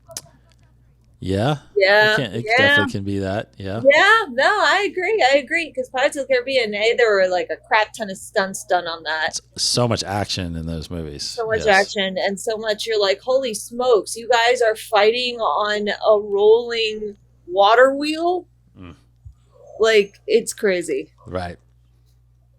Oh, she's part of the ship now. Yeah, that's so. What? How does? What's your thoughts on that? Like, your thoughts on the aspect of bringing L3 into the Falcon like that? Does that solve a lot of, or answer a lot of questions you may have? Because think about this: the original trilogy, the Falcon is obviously the most iconic, ship in Star Wars, and it's always. It's a freighter. It's not a combat ship. It's not like an X-wing or a Y-wing or anything like that. Not meant to be that at all. So it always kind of, at least in my mind, it's always been a little bit of a question. Like, well, why? How is it the fastest ship? How is it able to do the things that it does? And you feel like it has to have an extra level of intelligence to it. So. Yes. I liked it. I as I said before, I feel like that was a way to answer a lot of questions and fill in a plot hole. It didn't feel like it was a forced plot hole. Because sometimes like you'll watch something and they're like, "Oh, this is why," and you're like, "Really?" Mm-hmm. Like, I'd rather not know. I think perfect comparison is live action Beauty and the Beast, because the live action Beauty and the Beast really focused on filling all the plot holes that were in the animated movie. And it just took away from the story, and it took away from what they were trying to do instead of add to it. I'd rather you not tell me. So I feel like adding an L3, it was a really beautiful way of doing it without being like too heavy-handed of this is how we're filling the plot hole. How do you feel about it? No, I think exactly that. I think adding L3 into the mix, into the circuits of the Falcon, does explain a lot. I think the navigational part of it, you know, because that's brought up a lot in Star Wars, right? The navigational side of it, and just, you know, just having the ship be extraordinary. Like you always kind of tie extraordinary to the Millennium Falcon, but now there's a reason to do that, you know, because she is part of that ship, which I think is pretty neat. I think it's a great aspect. I think it does answer a lot of questions and solves a lot of the issues. It does. Oh, the coaxium. You know, one thing I've always thought was funny about this massive creature that, you know, is in this scene right here is that this massive creature is chasing this really small little ship. I'm thinking, like, I don't even know. Yeah, I don't even know why you would even bother with something that small. It's not going to, like, satisfy your hunger or anything like that, you know, like. But yeah, that is so true, because it's like, why would you care? Yeah. Why would you care? But it makes for a good scene, how massive the thing is. And well, also, I feel like it's a creature that felt like its territory was, you know, someone came into their territory, so they have to protect it no matter what. But that's the next question is like, what does that thing even eat out there? I don't know. Probably maybe eats ships that wander in there, I guess. I don't know. It's like, I don't want to know. Let's just leave it at that. I'd rather not know what that sucker eats. Well, unfortunately, it's not going to eat anything anymore. Han Solo's Jack Sparrow, Chewie's gives. I could see that. Everyone likes snakes. Snacks. Snakes. Like everyone likes snacks. Yeah, the Falcon would have been a snack. I get it. Yeah, that's true. It's a little potato chip. Yeah. Little popcorn. I love this scene where it's so good. Yeah.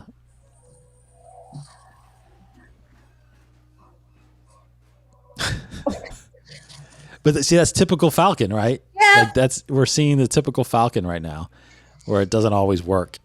And then all of a sudden it will. And I feel like when you need it the most. That's L3 going, oh, for Pete's sake. That's true. Yeah. It's like a cat in a laser pointer. It's like a cat in a laser pointer. Yeah. Yeah.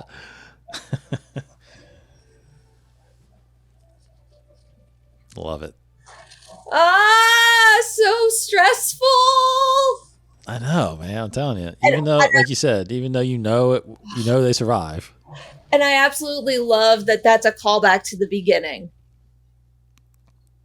Yes. Yeah, that's him true. doing that. It's a callback. That's true.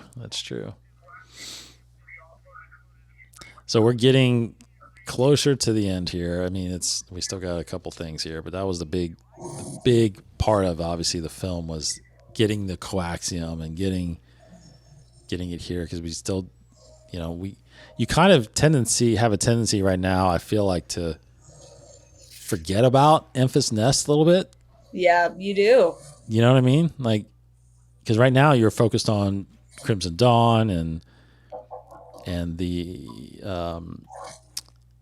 you know, them being beholden to them and Dryden Voss and things like that. So you kind of forget about the whole issue with Enfys. So what did you think about Enfys and like that story and bringing that character in to Star Wars and whatnot, and where they went with that? That I'm down with that. I mean, come on. Oh, sorry. I got distracted because he just did the line of, I just did the Kessel Run in 12 parsecs. And Chewie's like, hang on. And he's like, not if you round down, buddy. Not if you round down.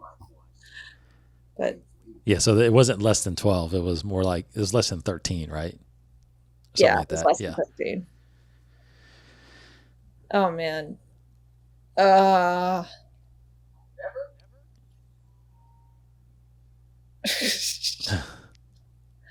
That is such a haunted line. But what I mean by Enfys is, you know, because this whole time Enfys Nest has been kind of, you know, showing or portraying her or him as an obstacle that Han and this crew has to deal with. Right. which honestly would have been fine because you have obstacles. Our heroes have obstacles, all kinds that they have to overcome. Yeah. But I did really like how they, again, twisted and turned her character and really put meaning behind what she's doing. And not just her, but all of them. You know, they're all a collection. Technically, they're a rebel cell without being blunt about it. You know, they are one of the rebel cells that are out there fighting against the Empire. Mm-hmm. And I thought that was an interesting twist about it because that wasn't something I had expected or saw coming. And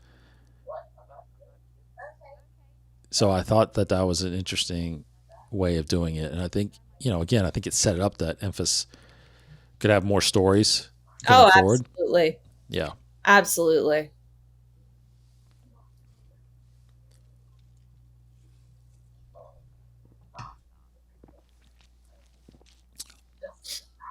Now, she says he's the good guy. Yeah. And he's like, no, I'm a terrible person. But I think it's because she's like, you haven't got wrapped up in this business. Like the writing of this movie is spectacular. There is so much subtleness and between the lines writing. I agree. And that whole bit of like, you're the good guy is like basically her saying, don't, like, everyone serves someone, don't get wrapped up in this. Which unfortunately Han does end up getting wrapped up in this as a scoundrel. He owes Jabba, he ends up owing all these people, but I feel like that was such a great line to warn. Uh-oh.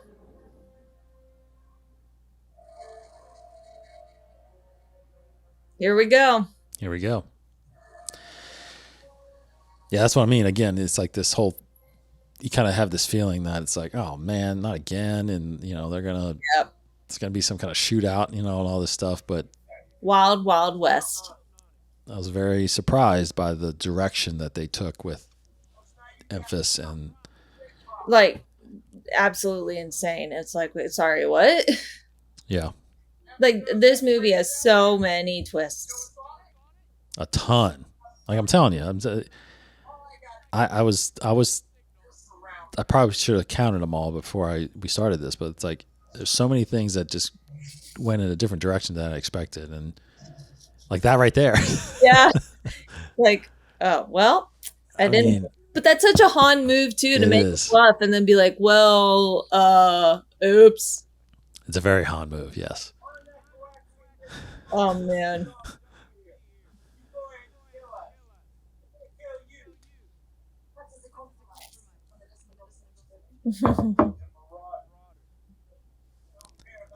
Oh my gosh, it's such a great twist. And then it's like, no, buddy. Yeah. Oh, it's so good.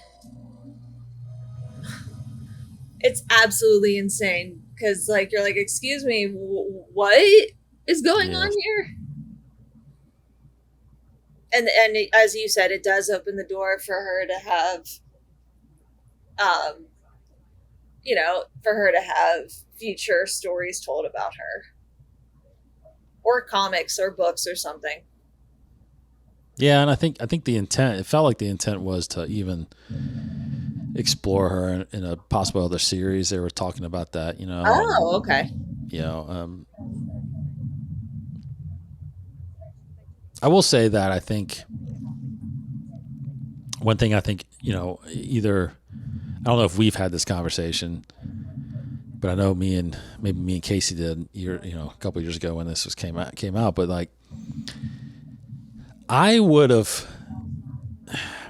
kind of, honestly, I'm on the fence about it now, because when it first came out, I was actually thinking this actually would have played better maybe as a series, not a film. And I also think that would have made it a little bit more, in some Star Wars fans' eyes, a little more acceptable for replacing Han Solo, because in series is, I guess, you can kind of separate that a little bit. Whereas, this is Harrison Ford is Han Solo in the films.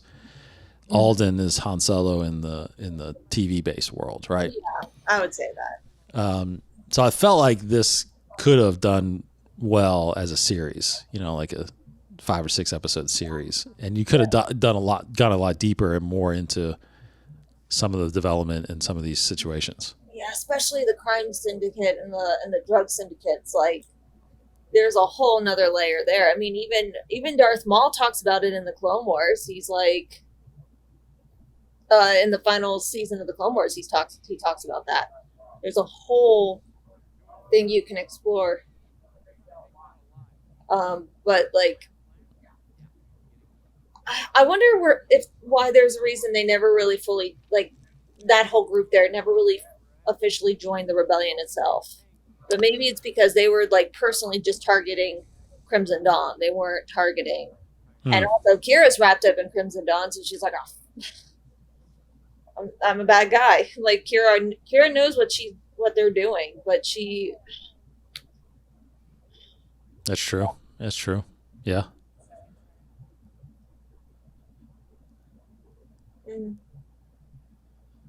But that's why I think partially I think it's like the series aspect would have been able to, I don't know, spread out a little more of these iconic situations other than just kind of, which again I'm fine with that it's all kind of in this movie, but it could have been spread out a little bit more. Thrawn says, it's strange though, because I always said Obi-Wan Kenobi would be a better series than a film, but now I have seen the series, I would have preferred a film with a higher budget. Interesting.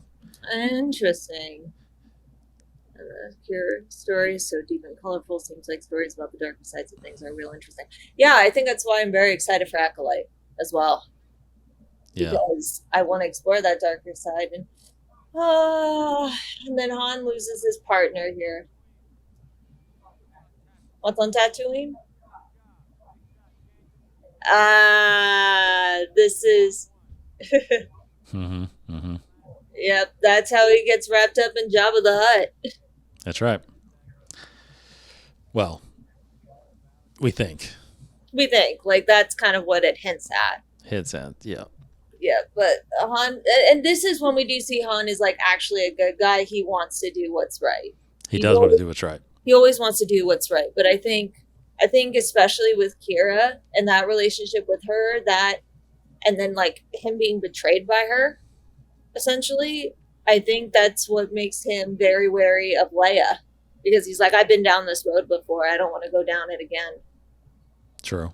So yeah, sweetheart, I only look out for myself. Right. Yeah, that's right. So I don't know. We can get into a little bit while this is coming to the climatic scene here, but yep. I mean, what are the things in your mind? What are the things that, or the reasons why you think this film didn't do that well as it should have? I think one thing, even though like the casting was brilliant, I think part of it was, they picked somebody who didn't necessarily look like a young Harrison Ford, so I think that threw some people off. I also wonder, like, we don't necessarily have Jedi in this movie. We don't have any Force stuff in this movie. So, and I think, correct me if I'm wrong, but I think this is the first time that happened. I mean, at least with Rogue One, you have Vader at the end, so That's have right. that. But this is the first time where we're, quote unquote, truly out of the Jedi type of world. Mm-hmm. And so I think that's one reason. So I think that's another reason, because it's different. And so people are like, oh. I also think, like, I don't want to get political with this or whatever, but then there was a huge thing where they said that Lando was Pan. you know, he was a pansexual, and so he was attracted to droids, and I think that raised up a whole thing and made people upset with that. I also just think because this is so different, this is really truly the first time we're kind of outside of this, like, quote unquote, outside of the Skywalker saga. There's no one in here that's a Skywalker or related to that at all. So I think that's another reason why I don't think it did very well. I also think another part of it too is, like, you can tell this was directed by two people. And that is also very off-putting, especially if you compare the first 15 minutes or 10 minutes of the movie to the rest of it. It's just vastly different. It's a different vibe. It's a different feel. It's a different theme. But outside of that, I don't know why it didn't do well. Well, those were several reasons right there, I think. I know, but, like, they're dumb reasons in my mind. Well, that's true. Except for the directed by two. Like, I absolutely love Solo minus the first 10 minutes. Like, I can... You almost don't need the first 10 minutes, in all honesty. Maybe. I mean, you kind of... I think the only part of that really that matters is the separation that happens between Han and Kira. Yep. I mean, so, I do think it started with two things mainly. Well, I would say three things.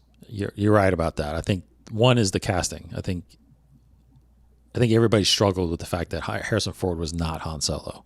Right, because everyone associates him with. And unfortunately, I feel like because of that, they didn't even give this movie a chance. That's exactly it. I feel like so much came out before it that people wouldn't even give it a chance. Yes. Like, I'm not even going to go watch this because that's one thing too that I saw reaction wise was, oh, it's actually not a bad movie once you see it. But I think there was a lot of people that didn't go see it. And I think another reason why they didn't go see it is the turmoil that apparently was on the production side of it, right? That this movie was, reshot. They changed the director out. There was all these things that got questioned with whether or not it's a comedy, whether or not it's an action comedy, whether or not this is actually a Star Wars film. Is this going to be a different type of feel? There was, unfortunately, that got out. If they would have kept that in and didn't bring that up until after the movie was out, I think that would have changed the fact how this got accepted. And the fact, ultimately, I think what doomed it, to be honest, was that it came out so quickly after The Last Jedi. Yeah. I think if they would have waited till December, it would have been a year after The Last Jedi. It would have been the holidays. I think it would have done well. It may not have done, like the other movies, but it definitely would have done more, I feel like, than what it did. It absolutely. Because I remember The Last Jedi came out in December. I remember they didn't even really start marketing this movie until like March or April. And the movie came out in May. I mean, you would have had the entire year to market this movie for December. I think you would have had a better chance of turning people's, minds on seeing, the beginning stages of Han and Chewie, and really sold on the fact that, this is that origin story of that relationship. I think if you would have had that all year, I think you would have had a lot more people into it. Mm-hmm.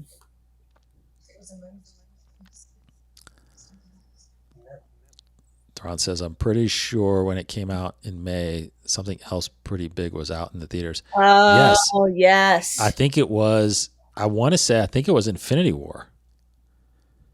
You know what? I think it was Infinity War. And that was so hyped up. Or, wait, what? So this was 15, 16, 17. This was May of 2018. So I think that was Infinity War.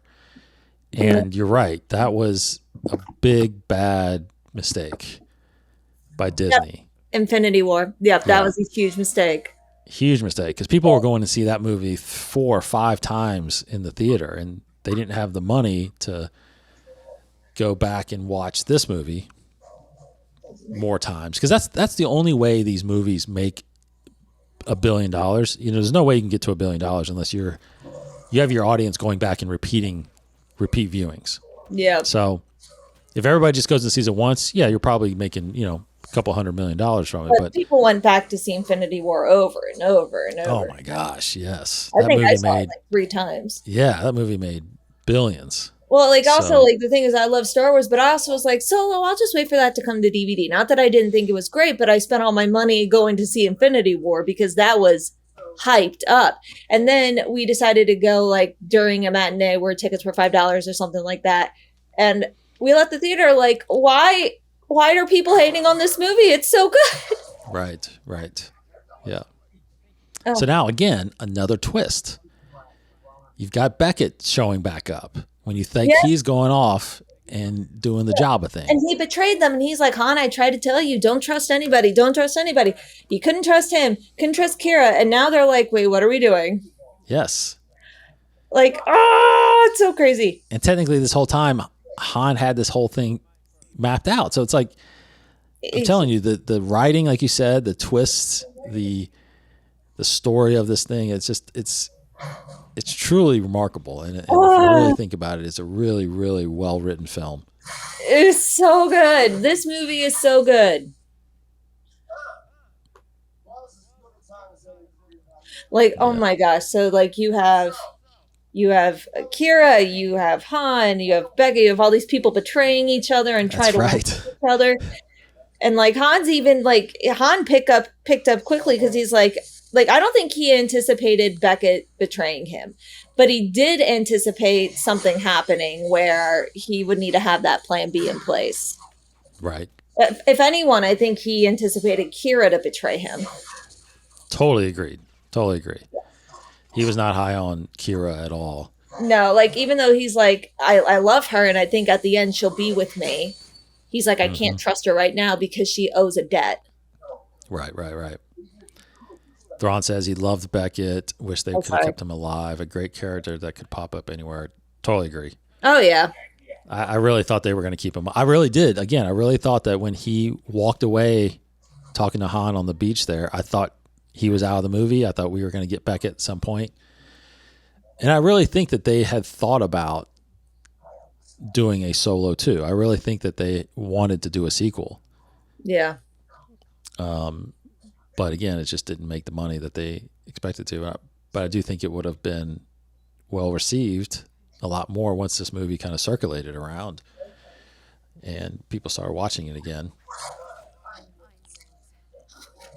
Such another great twist here. I know, right? It just keeps going. It just keeps twisting and turning. Such a smart fighter too. I'm so glad that they had her fight in this.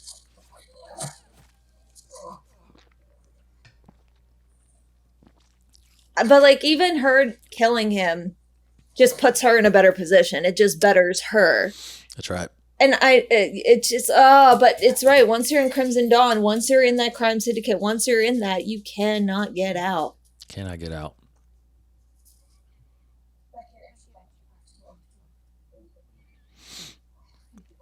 You know, I just thought I should be changing out my movie posters back here to the movie that we're watching. Yeah, I know. I'm like, I need to start doing that. I do have all the movie posters, so I'm going to start doing that. Even though these are the next 2 movies we're doing commentaries on, so I'll keep that there. Yeah, keep them there, but maybe swap them out next time. Yeah. Oh, this is her saying goodbye to him, and he doesn't even note it. Yes, I know. Oh man. All right, so now we're getting into who the actual leader of Crimson Dawn is. So how surprised were you? Now, where were you in the theater when you watched this? And oh yeah. It's okay. So when did you realize it was Maul? Not until he actually like started talking. As soon as I heard his voice, I was like, no. I remember even looking over at Zach, and he and I were looking at each other like, that's not. Mm-hmm. That's not. And so as soon as I heard him speak, that's when I was like, oh, and then she's head of the tribes. Interesting. Because I didn't even realize it because when he started speaking, because you got to remember too that in The Phantom Menace, Ray Park plays Yeah. Darth Maul, but he doesn't voice Darth Maul. No, he doesn't. Darth Maul is I think the guy's name is Peter or something. He's actually in Guardians of the Galaxy. No. Sorry. The moment I knew was when I saw the mechanical leg. See, that's interesting. I should have, but I didn't still at that point. It wasn't when he was talked. I was trying to remember if we heard his voice first before right there is when I realized it was Darth Maul. Yeah. When you kind of see that's when I was like, oh my gosh. Like, so when I saw the mechanical leg, I looked over at Zach like, no, it's not. And he's like, no, it's not. And then we cut to that wider shot and we were like, oh my gosh. Yes. So this is played by Ray Park again. Yep. But now this time the theater went nuts when he pulled off the hood. Crazy. But the thing about it is he is voiced by Sam Witwer here, who voiced him in the Clone Wars. He's such a freaking good voice actor. Yes. So I should have known right away when he started talking, because I remember thinking like, man, I know that voice from somewhere, but I can't pick it. And I didn't know Sam Witwer voiced him until after you see the credits. But yeah. But here's the thing: is Maul being put in this position? Is this just fan service, or does it actually make sense? No, I think it makes sense, especially and they might have retroactively did this in the Clone Wars, but it makes sense because Maul still wants power. But he knows he can't make it as a Sith.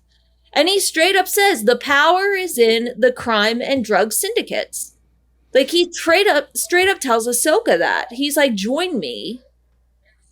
Right. We'll prevent the Empire from taking over, and then we'll just, make these syndicates take over. So I think it makes perfect sense.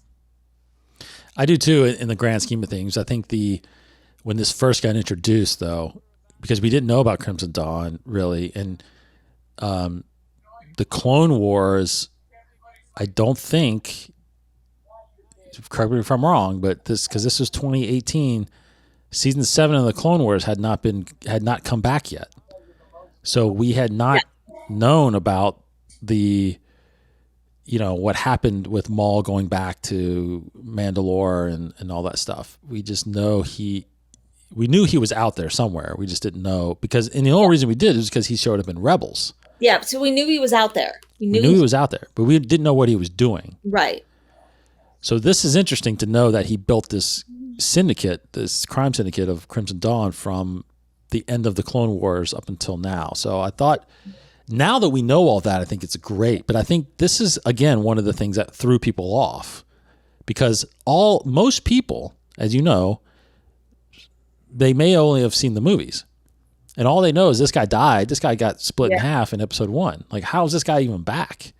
So, my favorite part is I went to a Star Wars trivia, and one of the questions was, what famous villain died in Phantom Menace? And I'm like...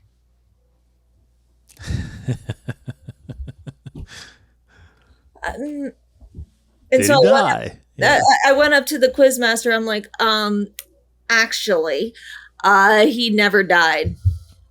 He just was cut in half. And she's like, what? I'm like, yeah, your question's wrong. And she went, rephrasing the question, what famous person seemingly died in the Phantom Menace? Yes. So it was like, oh my gosh. That's true. I mean, yeah. So that's why I think, again, one of the reasons why I think most people were excited about it, but some people I think had this question mark on their face, like, wait a minute, who is that? How is this possible? Kind of thing. So yeah. But I think it's incredible. I think bringing Maul back, I think Maul's got an incredible story. Oh yeah. Darth said, what would the story be for Solo 2? Solo 2? That's a great question, because I think what it's setting up for is that I think that it clearly set up that. Do what? Sorry, was Warwick Davis there? Yeah, Warwick Davis is in there. That's what I thought. Yeah. Anyway, sorry. Back to your question. I think what this is setting up for is Kira obviously leading Crimson Dawn. Yeah. And just what Maul said there was, I think it would have been more Maul and more Kira hunting down Beckett, right? Like they said Beckett, they said she said Beckett was the reason why this happened. So I think that it would have been a Maul kind of Han Solo interaction kind of stuff, And I think the Hutts would have gotten involved as well. 100%. I think we would have saw Jabba the Hutt. Yeah. I think whatever tasks or jobs that he was going to start doing with Jabba was going to cross paths with Crimson Dawn again, and then there was going to be more about him and Kira. I think this longing to try to find Kira and be with Kira. I think that would have, because she just leaves him there. So there's still some reasoning, some missions for him to go after her. So I think that would have been and whatever underlining smuggling job would have been, because I think it would have been the same thing. It would have been another job that would have kind of driven the story, but it would have crossed paths with Kira and Crimson Dawn again. And I think that would have been what everybody wanted, Oh yeah, I agree, but I don't know. So Theron says, I wonder how shocked and confused people were. They hadn't seen the Clone Wars, only Phantom Menace. Yeah, we just mentioned that. I think they were shocked. They were definitely shocked. Yeah. Oh, sorry. 2 cards. So you start out with 2 cards. And if you discard a card, you have to pick up a new one, or you could pick up a new one, or you could pick one that one person put down. So, I'm going to teach. It's a holiday weekend. I'm going to teach my kids Sabak this weekend. So do it. Do it. It's a fun game. It's fun. Brandon says the guy who voiced Maul in episode 1 was the wine connoisseur in John Wick. Oh, okay. He was I can't remember his name. He was he was part of the Nova Corps in Guardians. I just remember hearing when that movie came out that, this guy voiced Maul, because I didn't really know who he was, but this is it. This is when he gets the Millennium Falcon. This is it. The moment. See, this is funny. This brings so much depth and backing, or however you want to say it, to his line in Empire Strikes Back when he says "fair and square." Fair and square. Because Lando cheated the first time. So fair and square. Oh my gosh.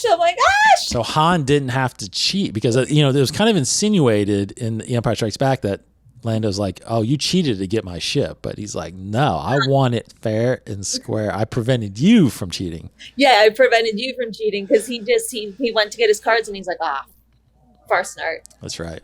Oh, all right. So, not bad. I'm surprised he actually showed the card too. Yep. If you only had this. So that's great. It's so good. Fair and square, baby. Fair and square. Well, but also you feel bad because Han just took Lando's girlfriend. Yeah. That's pretty much. That's a low blow. He doesn't just have the Falcon; he has L3 too. You're right. He has his girlfriend. Low blow, man. Yes. Ouch. I love that though. Yeah. All right. So last thing I want to get into as the credits are going. Oh, such a good movie. Yeah, such a good movie, and it kind of flies by too. It's such a good movie. It really does. That's a 2-hour movie. Guys on Patreon here, I want to ask you this too. Ultimately, I know we just ran through a lot and talked about what worked and didn't work and stuff like that, but ultimately in the end, this story itself, did we need this film? Did we need it? I don't think we necessarily needed it, but we wanted it. Does that make sense? Like there's some attraction in mystery, especially with Han Solo, because you're like, like he has a mysterious background. We don't know where he came from. We don't know how he got the Millennium Falcon. Like we don't know any of these things. So do you necessarily need to know? No. But after you watch the movie, you're like, I'm glad they made that movie. You know what I mean? Mm-hmm. So I think that's why I say I don't think it's a movie we needed, but I think it's a movie we wanted. Interesting. What about you? I'm kind of on the fence about it. at least I was for a long time, because I very much like you. I want as much Star Wars as we can get, especially movies. Like I think, As long as especially they're good. now. What's that? As long as they're good. I'd rather have quality over quantity. Well, true, yeah, but I think when we were told we were getting a movie every year, I was very much looking forward to that because even now, like right now, I'm starved for a Star Wars film in the theaters. Like I want, of course, I like all this Disney Plus stuff, but it's nothing like going to a theater and watching Star Wars on the big screen. And right, I loved watching Episode 1 a few weeks ago. But so yes, I wanted this film. I wanted to see it. Did we need it though? Did we need to know this story? Because in contrast, when we get to Rogue One, I will talk about why I think we needed that film. Right. But I think in this one, I agree with you. I don't think we needed this film. I think of all the films that they had kind of on their development slate, this was the one I probably wouldn't have developed. I probably wouldn't have done this. I probably would have went with something else that introduced either new characters, a new storyline. I kind of agree with Thrawn in a sense. Maybe Obi-Wan would have been good as a film, even though I liked it as a series. Probably more. I think we got more out of it, right? Because it would have been hard, I think, to dive a lot deeper into Leia. But that's a whole side thing. But but I do think we needed. I do think we needed a film. I just don't think we needed this film particularly. Well, Brandon thinks we did need it. Why do you think we need it? Thrawn says, I wonder how shocked. Oh, I said that already. Yeah. Yeah, Brandon said the guy who voiced Maul in episode 1. Yeah, the guy who voiced Darth Maul in episode 1 was Peter. Oh, that's his name. I never can really pronounce his name. I knew his name was Peter. Peter Serafinowicz? Something like that. I think we needed it. Brandon said, I think we needed it. Okay. Why do you think we needed it? I think a lot of Star Wars fans, wanted it, like you said, but when I say need it, like, did we need it to solve anything? Do we need it to answer any questions? That was my mindset of what that is too. Like, I don't think we needed it for now. If we came across Crimson Dawn later, we might have needed it. If we but I don't think Crimson Dawn would have launched if it weren't for this movie. Well, that's a good point. That's a good point. Yep. Was it produced and made so that they could introduce a Crimson Dawn, because we have gotten content from there. But like you said, again, could have this worked better as a comic? Mm-hmm. Oh, then you could have, the likeness could have looked like Harrison Ford. It's true. Sorry, excuse me for a moment, but that's an excellent point. Would this have been better as a comic? I mean, I think it definitely could have worked as a comic. I think that, like I said earlier, they made this Star Wars, they made this Han Solo Imperial Cadet comic series where it kind of showed him as, when he was working with the Empire and learning to become a pilot. The likeness of that character obviously is based on Alden. And so if you would have done a comic series of this and then continued with doing other comics around that time, obviously the likeness would have been more about Harrison Ford. It would have looked more like Harrison Ford, I think. So you're kind of when you're introducing a new character like this, you're kind of stuck with that likeness in this era. And at some point, you just don't know where that line is, that point in time when it starts looking more like Harrison, because they haven't done that. And we're probably never going to get to that point because, it doesn't look like they're going to be doing more with Alden as Han. And of course, Harrison is really aged out for this time period. But Brandon's like, I don't know why we needed it, but it just felt like we did. I mean, we needed something for sure at this point. I mean, we were in between sequel trilogy movies. I think that this felt like, just a one-off story that they were trying to do. And I think Lucasfilm was trying to do stories that were familiar at that time still. I mean, Rogue One was obviously very familiar because it was right before Episode 4 and the Death Star. And I think doing Solo was also familiar because it's a character everybody loves.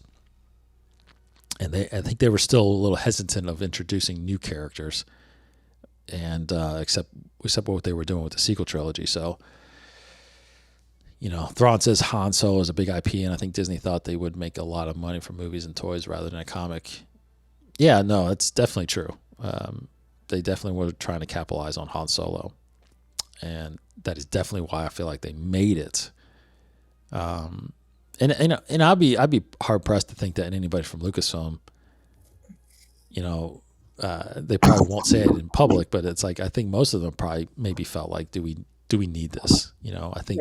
I think the capitalization, like you said, Thrawn on the IP was probably the driving force. Like, we can a new Millennium Falcon model, we can do new characters, and we can sell more of Han Solo, and bring him, because think about it, Han Solo was still in the movies. Like Harrison Ford was still playing Han Solo in the theaters. So it wasn't like Han Solo's time was over and we needed a new one. Like he was still in, like he had just died in The Force Awakens, unfortunately, but they did bring him back for a scene in The Rise of Skywalker, which was after this film. Yep. So Han Solo was very much in everybody's minds as Han Solo. So it was a little risky doing this, but in the end, I don't know, maybe they didn't make their money back, but with the film and toys, and I feel like they still made a lot of money off of this. They did, but I guess when you compared it to Rogue One, it's just like, yeah, I think they put out this movie at a bad time. I agree with you. I think if it was put out at a different time, it would have had a different reaction. Brandon says it could jumpstart some other stuff that the center revolve around the stuff we're already seeing, like Crimson Dawn. Yeah. Absolutely. Definitely did that. It definitely did that. It absolutely did that. All right. So that is the end of Solo, a Star Wars story. Thank you guys for joining us. Thrawn says, I agree, Brandon. You could tell it was trying to jumpstart Crimson Dawn. Yeah, I think that ultimately definitely did. And guys, appreciate you guys jumping on there. I think that hopefully this works. Hopefully mornings work, because we'll just continue to try to do this. Yeah.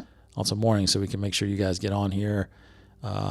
Next up is Rogue One. Mm-hmm. So those of you watching now, if it's not out yet, it will be out next.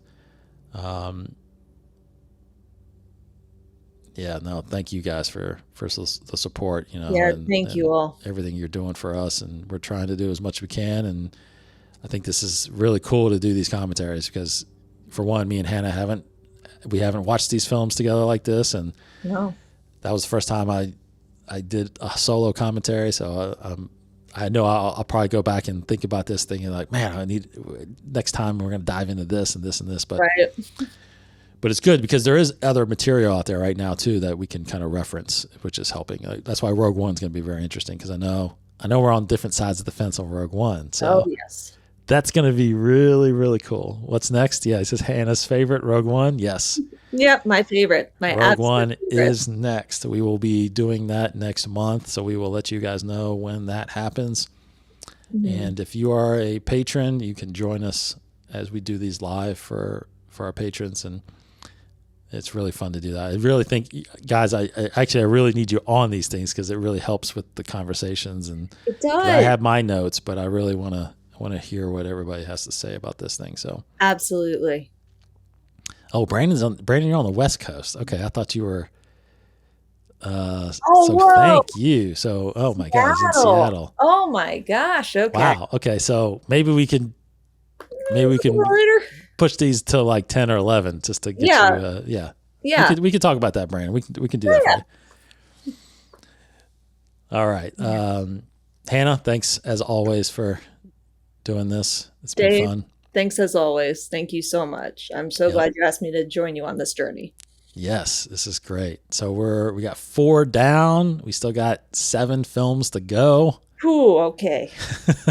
So thanks, everybody. Hope you enjoyed our commentary. Of course, depending on when you see this, we have prequel commentaries out right now on your YouTube channel. Come back as 2024 goes along. We're going to keep doing a movie every month. So, and we're going in chronological order. So check that out when you can, and we appreciate that. Again, appreciate to our patrons, and can't stress enough how much we appreciate them. Yes. Even the ones that couldn't make it on here. Yep. So we appreciate it. Thank you, everybody. Take care. Have a great rest of the weekend, and join us more on Inside the Force each week. Take care, everybody. May the Force be with you.